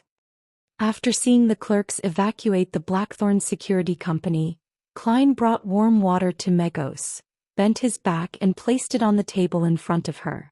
I have something to settle, I'll be back soon. As he stood up, he took the opportunity to lean in towards Leonard's ear and whispered, keep her here. Leonard clenched his teeth and widened his mouth into a grin. He continued his conversation with Megos and noticed that Megos was getting a little restless, as though she was losing her focus. Klein returned to the captain's office, only to realize that Dunn had already gone underground. There was a telegram on the table. It was the reply from the mandated punishers. Yes. We will be there immediately. Yes. The mandated punisher did lose control because of Megos. Klein couldn't calm himself down as he made his way to the corridor. He didn't know if he was waiting for the captain to retrieve the holy ashes or for reinforcements to arrive. I wonder if high-sequence Beyonders can teleport. I don't think so. He paced around a few times, suddenly feeling peaceful. He saw that the gas lamps on both sides of the corridor were now dyed a faint blue. Amid the darkness, Dunn followed the stairs into the corridor. In his palm was a square, palm-sized box of ashes. This box looked as though it was made out of pure silver, but it also felt like it was human bones. It was carved with many mysterious patterns. Klein felt colder the closer he was to the box. It was as if the cold was rapidly seeping into his blood. Dunn's face was bathed in an icy blue light. He told Klein, go to Cheney's Gate and pick out a sealed artifact with the highest defensive ability. Decide exactly which one with your own judgment. I've already told Sika and the keepers inside. Take note of the hidden threats. Of those, there are 3 Grade 2 sealed artifacts which are... Oh, now that I've taken out the ashes of Saint Selena, Sika and the keepers cannot leave their positions now. At this point, Fry and Royale were both at Kenley's house for the funeral preparations. The Archbishop at Saint Selena Cathedral had gone to the countryside to preach. All right. Klein didn't hesitate, immediately turning towards the basement. When he was nearing the intersection, Klein suddenly stopped. He knew that most of the sealed artifacts behind Cheney's gate at Tingen City were grade 3 and wouldn't have much of an effect on the baby in Magos's stomach. It was, at the very least, a legendary creature. The mutated sun sacred emblem might work, but it takes too long to have an effect. It's unsuitable for this. There are only 3 grade 2 sealed artifacts in Tingen City, and they're all very dangerous artifacts that can easily result in my death.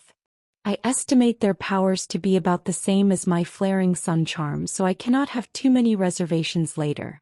I'll use the flaring sun charm without any hesitation.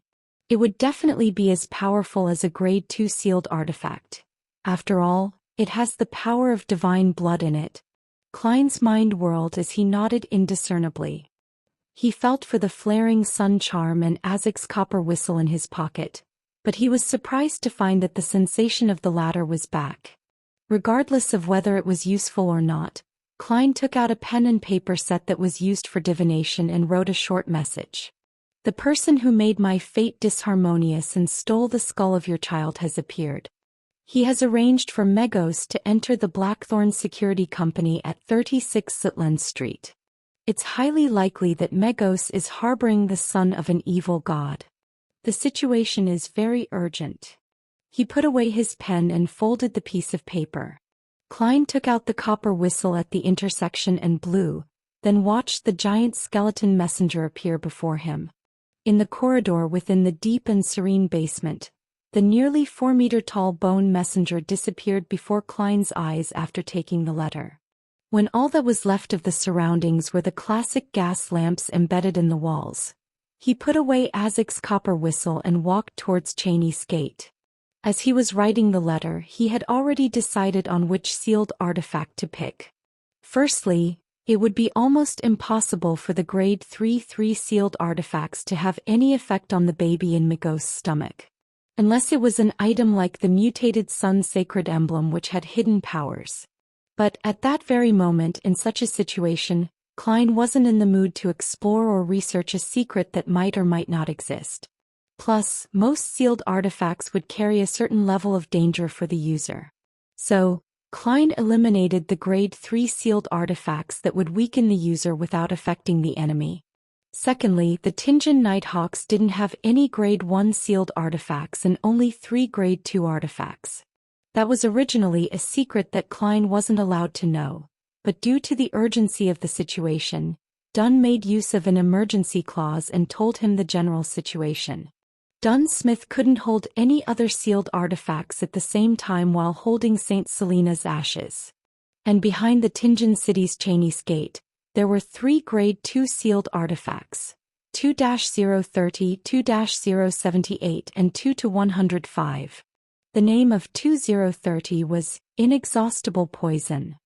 It originated from a Beyonder with an unknown sequence name who suddenly went mad and cut his wrist to commit suicide. He let his blood flow into an ordinary silver cup.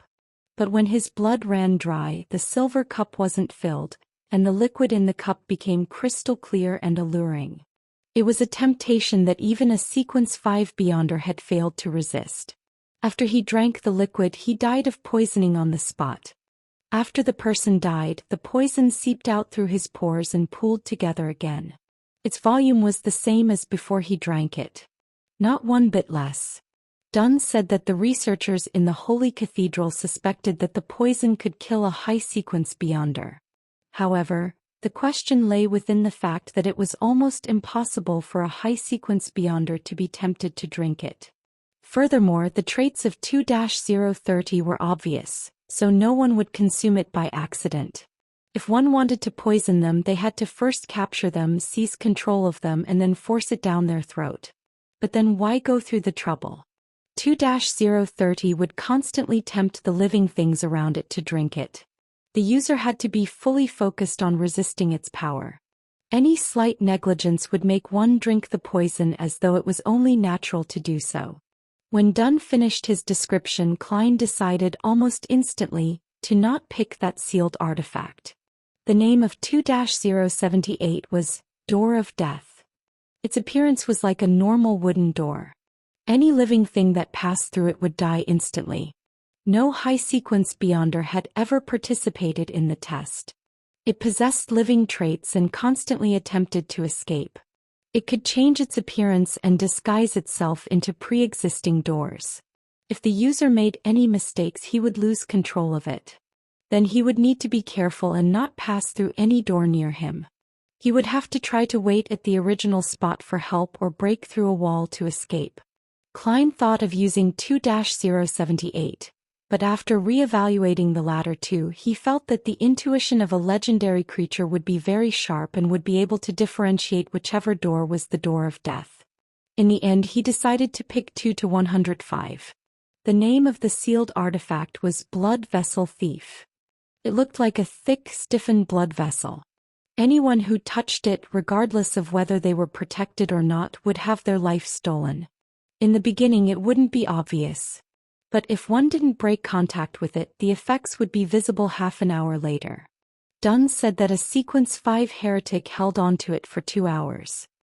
He turned from a brawny man in his 30s into a hunched old man who had loose skin, thin white hair, and missing teeth. The most important trait of 2-105 was that the person wearing it would have the chance to steal an ability from a target within a specific range. Even high-sequence Beyonders could be robbed of their abilities, but the probability was smaller. Within a 10-minute time period, the person who was robbed would lose the corresponding ability, while the person who wore the item would be able to use the ability skillfully. 10 minutes later, the ability would vanish, and the person who was robbed would need to wait a couple of days to recover. Regardless of whether it works or not, it will at least raise the probability of success from 5% to 10%. I'm the king of yellow and black who wields good luck after all. Besides, our main goal is just to take precautions and make preparations to deal with the worst-case scenario. We won't necessarily have to take action. Hopefully reinforcements will arrive soon. Klein stopped outside the duty room, showing no signs of hesitation anymore. About the negative effects of sealed artifact 2-105, he wasn't worried because he wasn't planning to use the artifact himself. His plan was to give it to Leonard, as he already had the flaring sun charm and Azek's copper whistle, who he had no idea if it would still be suppressed. My dear poet, it's time for you to show your true secret. Klein muttered and saw Sikatron standing by the duty room. With her white hair and black eyes, the part-time author remained silent for a few seconds before saying, "Why don't you guard Cheney Skate?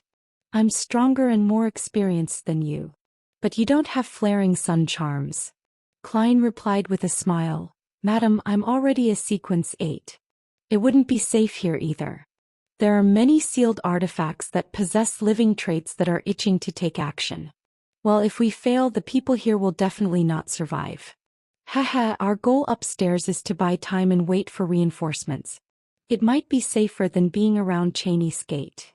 Sikatron puckered her lips slowly and drew a crimson moon on her chest. "May the goddess bless all of you." As Dunn didn't have the time to write the document in time, Klein couldn't enter Cheney's gate directly. All he did was watch Sikatron push open a tiny crack and enter. After a few minutes, she appeared by the door, and she was holding a thick, blood-tainted, pale blood vessel in her left hand. Klein extended his hand to take it, and he immediately felt a faint current surging in his body. In the reception hall of the Blackthorn Security Company, Leonard had already shaken off his stiff state from earlier, and his expression didn't look abnormal as he talked about the recently discovered house that Lenivus rented before. "Is that so?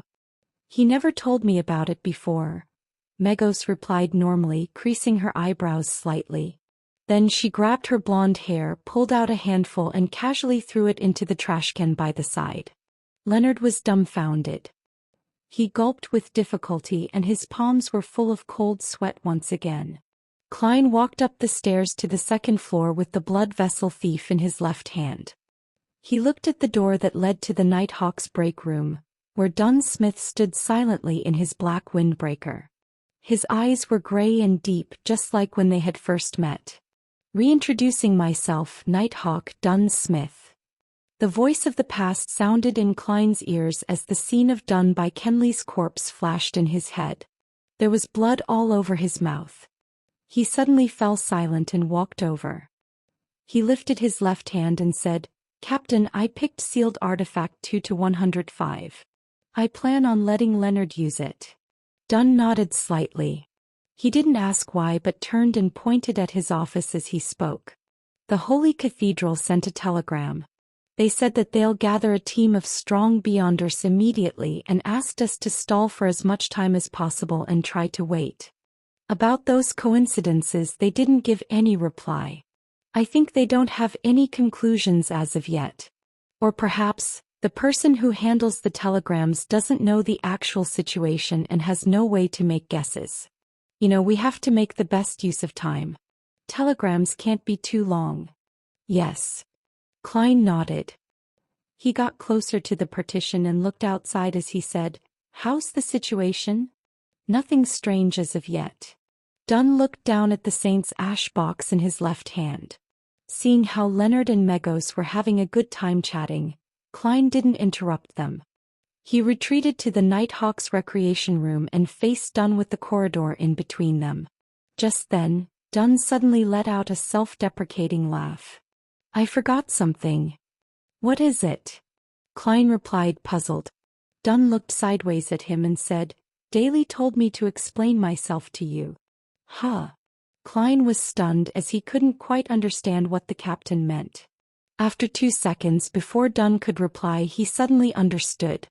Madame Daly didn't reply immediately because she thought it was unnecessary. She had forwarded the matter to the captain and let him explain himself. That means that there isn't anything serious with the captain. At this critical point, Klein suddenly felt a surge of joy erupt inside of him. Dunn sighed. "I did want to send you away back then since I was going to do something that involves the secrets of the church and the Nighthawks. But Kenley's death left my mind in chaos. At that moment all I could think of was a clumsy excuse, thus giving you the opportunity to witness what I was doing." "What secret is that?" Klein pressed, now being more at ease. He had almost forgotten about the threat of the evil god's son, or the existence of a legendary creature outside. Dunn weighed his words and said, "There might be a law in mysticism. Even though I haven't read many books, I'm still aware of what a law means. This law is called Law of Beyonder Characteristics Indestructibility. The characteristics of a Beyonder is never destroyed or reduced. It's only passed from one carrier to the next." Klein's eyes opened wide. He suddenly came to a realization and asked thoughtfully, "For example, the sealed artifacts, mysterious objects, or a potion's main ingredients that are left behind by Beyonders who have lost control?" "Correct." Dunn nodded solemnly. "This isn't only the case for Beyonders who lose control, it's also the same for normal Beyonders after they die." "The same?" Klein mulled over Dunn's description, now having a faint idea of what the captain was doing. He suddenly recalled when the suited clown died. He recalled the blue thumb-sized blood sphere that was suspended beside the corpse of the suited clown. Fry's explanation had been that there would always be strange transformations after a Beyonder died. Dunn continued with his deep gray eyes. "But what's different about Beyonders who lose control is that a Beyonder who dies normally won't leave behind ingredients or objects. They're equivalent to a potion that corresponds to their sequences, except that they're lacking a certain amount of supplementary ingredients." Equivalent to potions. Equivalent to potions. Klein squinted as a flash of inspiration went through his mind. The endless darkness in his mind was illuminated in that instant. He suddenly understood many things, figuring out why the Beyonder pathways wouldn't be broken, even if the creatures used as main ingredients were going extinct.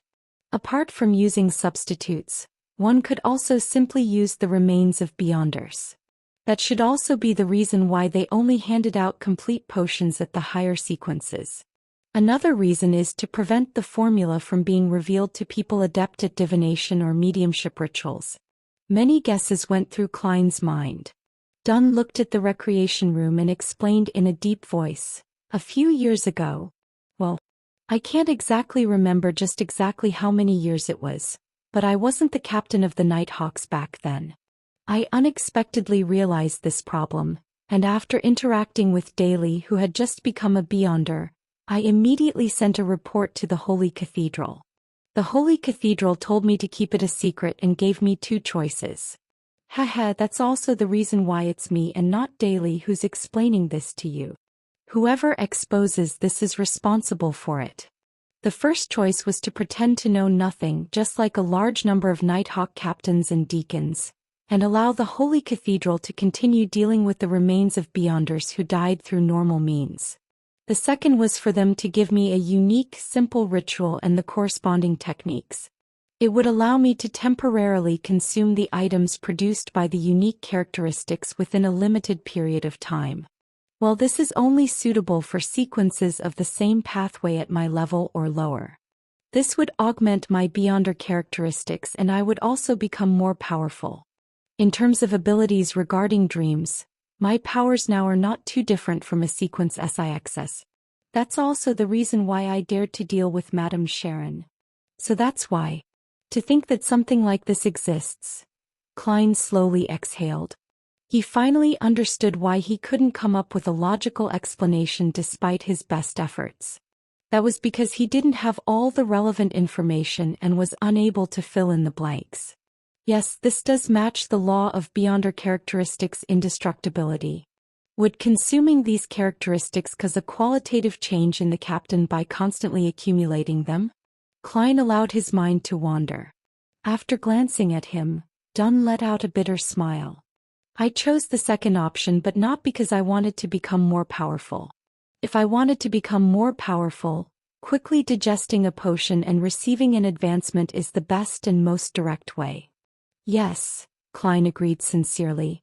Consolidating the characteristics of the potions of the same sequence will increase the risk of losing control at the same time as it improves your abilities, right? Dunn shook his head solemnly. No, these are the remains of normal Beyonders and not Beyonders who have lost control. Well, after I came to know of the acting method, I realized that it would increase the difficulty of digesting the potion. Then why do you still continue? Klein asked in shock.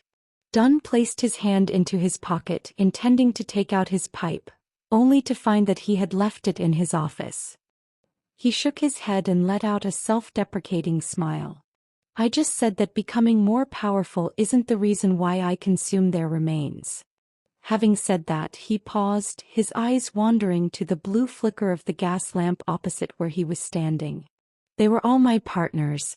We've gone through many things together.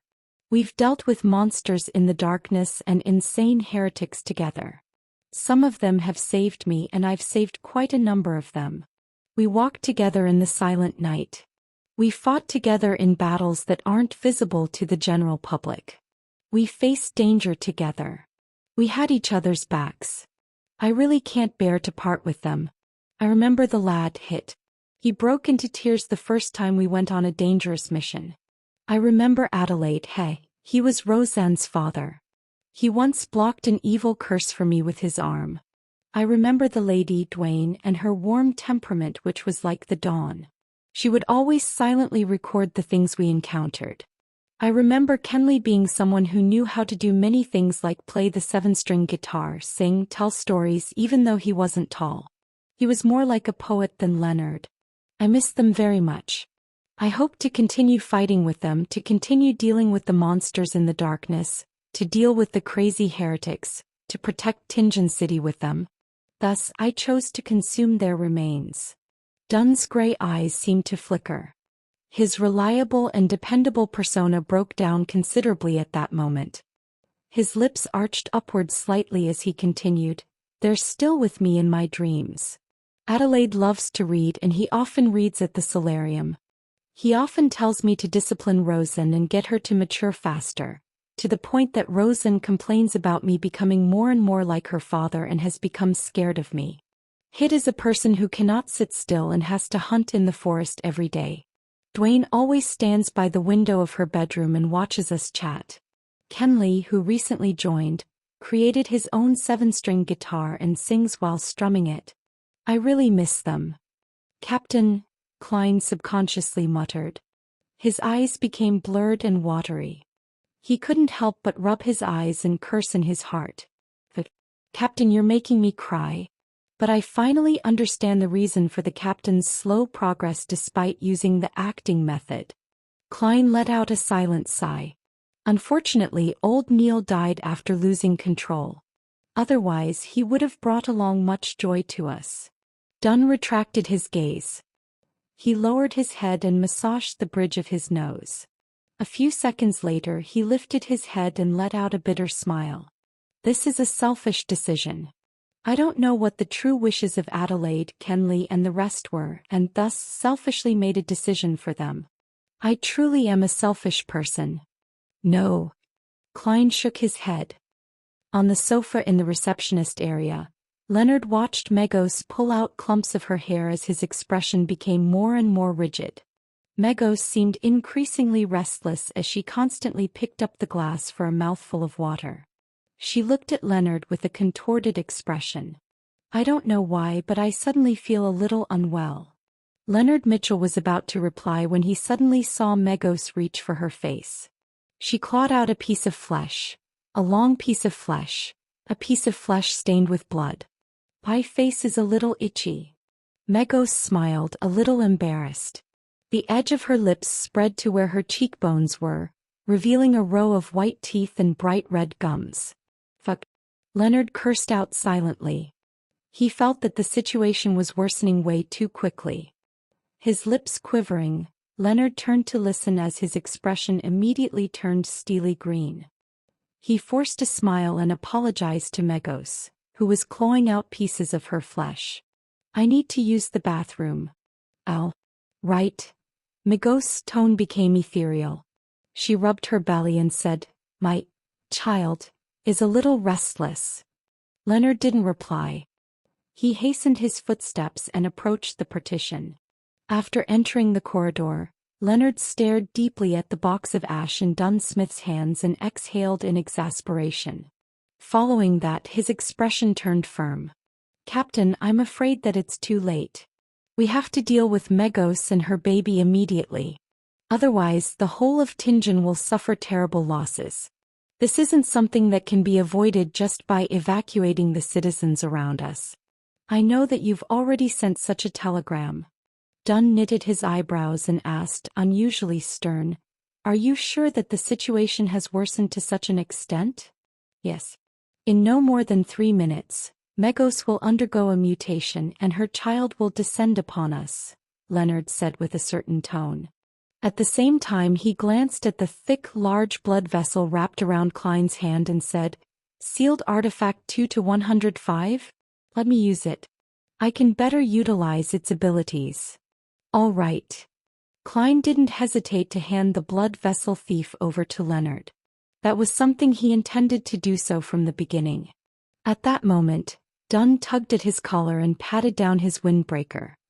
He spoke with a determined tone. I'll head out with St. Selena's ashes first. Come out after 10 seconds. Remember, come out only after you finish counting to 10. Then, regardless of my condition, direct your strongest attacks at Megos and her baby without wasting any time. With that said, he turned around and walked towards the partition with the urn of ashes. Captain, Klein let out a shout, his lips dry. Captain! Leonard also shouted. Dunn stopped and looked back. He had a gentle expression as he said with his mellow voice, Don't worry about me. I'm not alone. Adelaide, Dwayne, Hit and Kenley are all fighting alongside me no matter what kind of danger I face. He paused for a moment before speaking, his gray eyes gentle. There's no need to be too nervous as well. We're guarding Tingen City. His lips arched upwards, forming his usual smile. After saying those words, he didn't stay any longer. He stepped through the partition, his black windbreaker following behind him. Captain! Klein and Leonard shouted at the same time, their tears falling uncontrollably, but Dunn didn't slow down. We are guardians, but also a bunch of miserable wretches that are constantly fighting against threats and madness. Beep. Beep. Beep. The telegram set up in the captain's office suddenly came to life, seemingly having received a new telegram. But Klein and Leonard couldn't be distracted. They were counting the movements of the second hand on the clock as their red eyes welled up with tears. 10, 9, 8. Just then, Dunn Smith carried the silver, bone-like square box into the reception hall with a solemn expression. Megos, who was pulling out clump after clump of blonde hair, tore a wound that was deep enough to show her bones. It was as though she was triggered by something. She suddenly stood and pointed at Dunn Smith in his black windbreaker. She shrieked, "You want to kill my child. You want to kill my child." Boom. The shrill and terrifying voice reverberated. Klein felt like he was being struck in the head with a sledgehammer. He suddenly forgot to count as he had a headache and felt dizzy. His vision went red and there seemed to be liquid flowing from the tip of his nose. He subconsciously looked sideways and he saw the corner of Leonard Mitchell's eyes. The tip of his nose and the corners of his lips were covered in fresh blood. His face was extremely pale and his body was wavering as though he was about to fall. "I'm probably in the same state." Klein reined back his thoughts and continued to count in silence as he skipped 2 numbers. 5. 4. Struck by the terrifyingly sharp voice, Dunn Smith's deep gray eyes were filled with red veins. Every single strand was crystal clear. The blood vessels in his face protruded out as well, every one of them like a poisonous snake. There was also a gurgle as red liquid flowed out of his ears as well. Despite that, he did feel dizzy. Other than his right hand pausing, his strong willpower drove him to press down on St. Selena's urn and open the lid. Inside the box there was deep darkness. In the darkness there was fine resplendent sand. The scene was magically beautiful, just like a starry night being stored in a box. The surroundings suddenly became dark, and the darkness engulfed the entire reception hall. In the air there were countless black, cold and smooth threads were floating. They surged towards Megos and entangled her almost instantly. It wasn't like a spider web but more like the tentacles of some unknown creature. Megos had already torn out her right eyeball. It hung by a thin cord of flesh underneath her eye socket. She stared at Dunn Smith with hatred as she roared, "You must die." Bang! Dunn was cast away by a formless force and slammed heavily into the wall opposite. The wall cracked and bricks were thrown up. He spat a mouthful of fresh blood onto the ground, but both his hands were still tightly holding onto St. Selena's urn. He held onto it for dear life and kept it from falling to the ground. Those countless black, cold and smooth threads tightened and bound Megos firmly to the spot. No matter how much blight-tainted flames rose up suddenly, or how her skin began to secrete a liquid that smelt like brimstone, neither of those defenses dealt any damage to the threads holding onto her. 3, 2, 1. Klein and Leonard dashed out through the partition simultaneously. One of them was holding onto a warm, thin gold slice, and the other had already aimed his 5 fingers with the blood vessel thief wound around his left wrist at Megos. Megos, who no longer looked human, struggled as flesh protruded from both sides of her shoulders. They were a mixture of blood vessels and green veins, round like a child's head. Above the 2 heads, cracks rapidly spread and seemingly turned into a pair of eyes. Megos suddenly noticed danger approaching and she opened her mouth. The corner of her lips cracked all the way up to her ears. She was going to deal the blaspheme curse to every enemy that attempted to harm her child. At that moment, Leonard clenched his left hand into a fist as his wrist made a half-turn. His pale face turned livid, and the vessels protruded like bunch of tiny poisonous worms. Megos' blaspheme curse was left stuck in her throat as it came to a sudden halt. She seemed to have lost the ability to speak and the ability to evoke curses. Klein seized the opportunity and muttered an ancient Hermes word in a deep voice. "Light. I want light and there will be light." He suddenly felt the thin gold slice that was covered in mysterious patterns become boiling hot as he saw it emit a blinding light, as though it had become a miniature sun. Right on the heels of that, Klein injected more than half his spirituality into it and threw the flaring sun charm towards the restrained Megos. The reception hall instantly turned transparent as darkness and gloominess vanished simultaneously. The black fine threads that entangled Megos shrank as though they were instinctively avoiding something. But before Megos obtained her freedom, she already saw the sunlight. At some point in the fight, a hole had ruptured in the ceiling of the Blackthorn Security Company, and the hole went all the way to the rooftop of the third floor. The bright blue sky and glaring sunlight shined through simultaneously. The thin gold slice combined with the sunlight above Megos and immediately expanded in size. It went from a spherical light to a sphere with countless flames spiraling around it. Rumble. The entire building shook vigorously, and the glass windows on the nearby streets shattered. However, the power of the spherical light concentrated its might at its core without dissipating much. It enveloped Megos, and the light was so glaring that Klein, Dunn, and Leonard couldn't open their eyes. Klein held back his tears and looked through squinted eyes. He saw that the light had dispersed, but the flames were still soaring. Among them there were many black ashes dancing in the air. Megos and the baby in her stomach were nowhere to be seen. Just like the coffee table, water glass, newspaper, and sofa in the area. Is it over? Did we finish the son of an evil god before it descended upon this world, taking his mother out at the same time? Klein still couldn't believe it. His experience of playing video games told him that the final boss couldn't be taken care of so easily. Suddenly he felt goosebumps all over. His clown instincts told him that there was extreme danger approaching. Without thinking, Klein rolled to the left abruptly. Just then, a long arm with an extremely sharp white bone blade cleaved the spot, seemingly out of nowhere. The monstrosity had an abnormal beauty, and it floated in mid-air. It was unbelievably fast and almost impossible to dodge its attacks. Whoosh! Klein's clothing on the right side of his chest was ripped apart, his skin ruptured, and his flesh, along with his bones, was split into two. The wound was so deep that he could almost see one of his lungs. If it wasn't because he sensed danger approaching beforehand and dodged in time, that slash would have sliced him in half. But even so, Klein slowed down.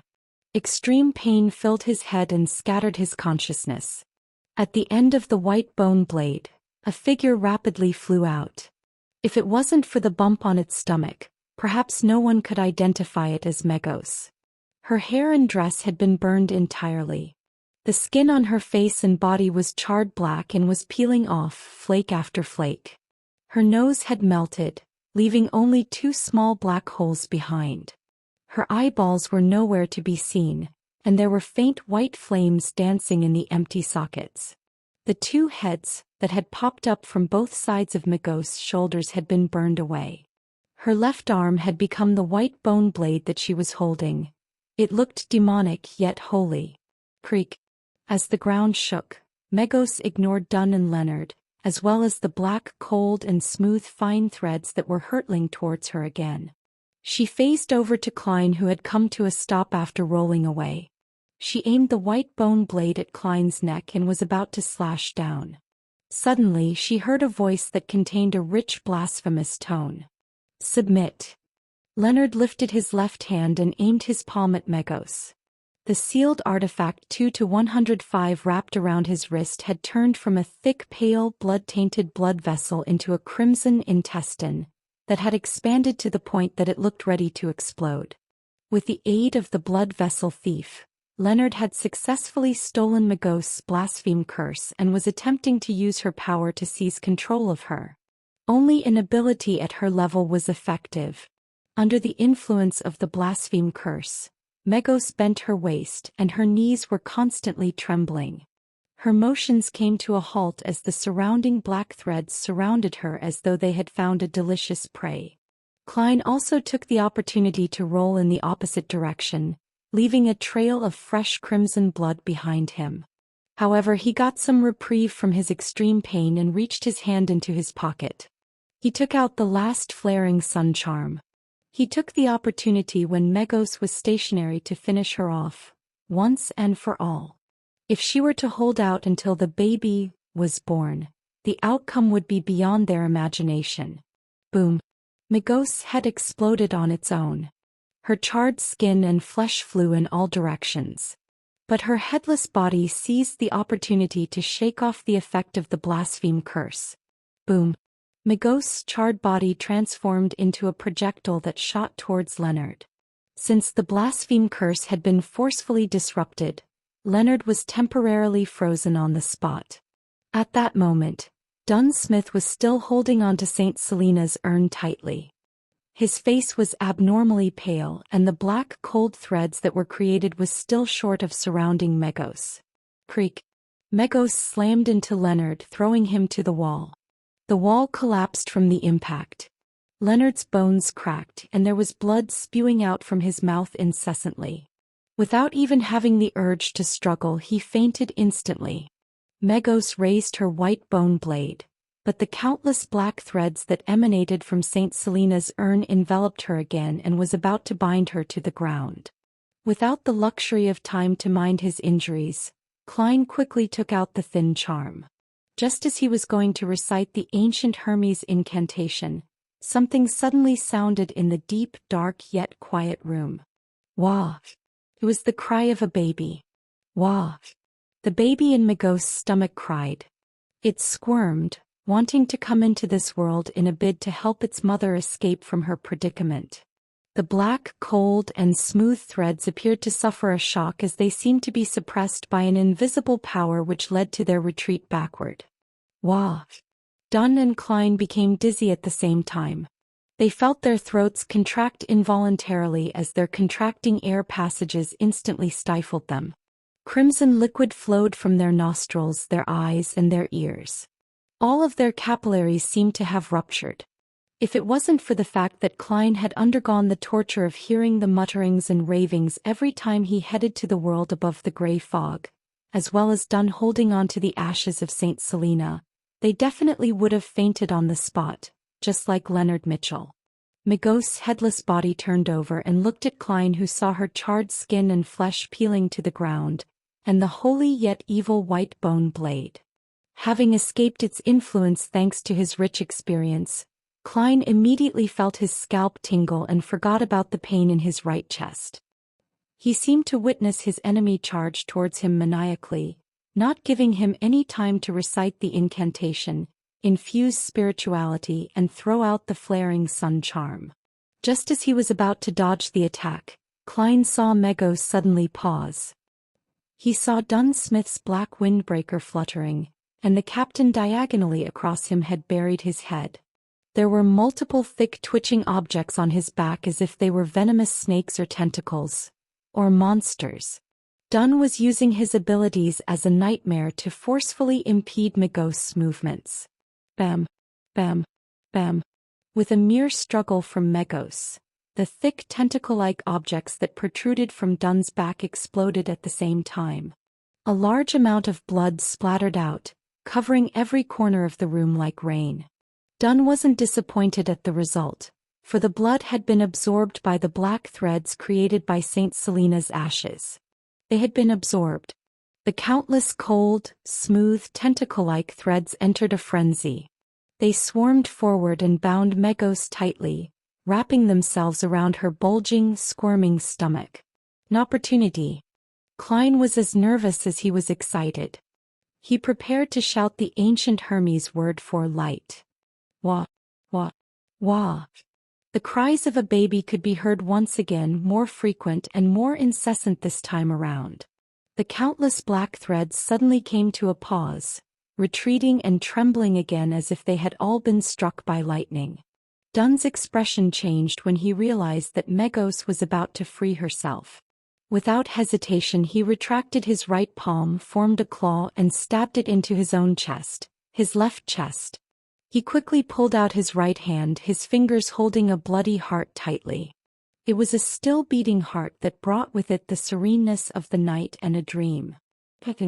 Klein watched helplessly as Dunn Smith stuffed the heart into the urn containing St. Selena's ashes. His vision quickly blurred. Whoosh, whoosh, whoosh. Crying that sounded like a late-night nightmare resounded. The countless cold and serene threads once again resumed their efforts as they wrapped themselves tightly around Megos. This time they didn't loosen their bindings despite the cries coming from the baby in Magos's stomach. In fact, they even sealed the terrifying sounds within the body. Klein's tears fell together with his blood. He uttered a simple Hermes term in a deep voice. Light. The light that illuminates the darkness. The light that brings warmth. He infused almost all of his remaining spirituality into the thin gold piece etched with mysterious symbols, causing his mind to immediately turn blank and dizzy. Having mustered the last of his strength, Klein tossed out the flaring sun charm at Magos, who was still bound by the countless black threads. The black threads didn't retract this time, having not followed their instincts as if they were being willed by someone. Thump. Thump. Dunn's fresh heart was still beating within the box containing St. Selena's ashes. The sunlight once again shone in from the hole in the ceiling, shining through all 3 stories, right into the Blackthorn Security Company, as if it were a corporeal pillar. It was guided here by the flaring sun charm and it was focused on Magos. The sunlight fused with the top of the headless monster, and then exploded like the sun. Rumble. In the burning white splendor, Klein closed his eyes. This last scene was etched deep into his mind. Magos's body lost its left arm, head, and multiple pieces of flesh. Its charred body crumbled instantly. The half-illusory, terrifying creature within her body no longer had the support of a physical body and couldn't complete the last stage of its transformation. It turned into a furious ball of black gas, dissolving amidst the light and flames. Rumble. The entire building shook violently, but this was only due to the released energy of the flaring sun charm. The charm was different from a normal bomb. Its powers were concentrated yet restrained. Klein fought to stabilize his body. He opened his eyes and looked ahead a few seconds later. He saw that the walls had crumbled. He saw a charred circle where Magos once stood. Surprisingly, the floor had only melted slightly. He saw a burned, bloody placenta on the ground. He saw Dunn Smith standing on the spot, still wearing his black windbreaker. He saw the heart in the box of St. Selena's ashes still beating slowly. He saw Leonard Mitchell lying on the opposite side. His outcome was unknown. The exhausted Klein felt elated and felt that he could still use ritualistic magic to save the captain. He felt that Magos and her baby were truly finished. No. It was more accurate to say that the latter had suffered an interruption and was exorcised. At that moment, Dunn Smith turned to look at Klein. His pale face had a warm and relaxed expression, and his voice still as mellow as it usually was. "We saved Tingen." After saying this, it was as if he had returned to the time when he was 20. He no longer appeared stern and serious as he winked at Klein with his left eye. Klein's expression froze. He saw the heart in the box of St. Selena's ashes stop beating. It turned into a resplendent ball of light before scattering into the surroundings. He saw the captain fall backward, his arms losing their strength. It felt like the scene was made up of a series of paintings, but Klein could do nothing to stop it. Thump. The box of St. Selena's ashes fell onto the ground, just like Klein's heart. Thud. Thud. Even though the box wasn't covered, the darkness within the box sealed the opening, preventing the resplendent sand-like ashes from falling out. The box rolled a distance away towards Klein. Dunn Smith fell to the wrecked floor, his deep gray eyes having lost all their luster. He was looking at the hole in the ceiling, the sunlight pouring down on his face. "Captain." Klein's vision blurred once again. He wanted to shout, but that word and the subsequent words were stuck in his throat. "We miss you, do." At that moment, the box containing St. Selena's ashes had rolled to his feet. Suddenly, Klein felt a pain in his chest, his pupils violently constricted as he froze in place. He looked down to see a slightly pale palm, drenched in blood, coming out the left side of his chest. Magos isn't dead. No, a new enemy. The mastermind behind the scenes. Am I going to die? Klein quickly lost his consciousness, his eyes almost losing focus. His body slumped to the side. His breathing gradually slowed and he finally felt the palm pull back quickly. He saw a pair of brand new leather boots and a hand reaching downward, a slightly pale hand. It grabbed the urn of St. Selena's ashes. Klein's vision went black and he lost all consciousness. Burned and shattered objects were scattered around in the now destroyed Blackthorn Security Company, but there wasn't a single sound. It was just like a cemetery. A few minutes later, Leonard Mitchell's body moved, his eyes opening slowly. He propped himself up with difficulty and surveyed the surroundings. He saw Dunn Smith on the ground. He also saw Klein, who had his eyes staring wide as a look of shock was plastered across his face. Dunn and Klein both had visible wounds on the left sides of their chests.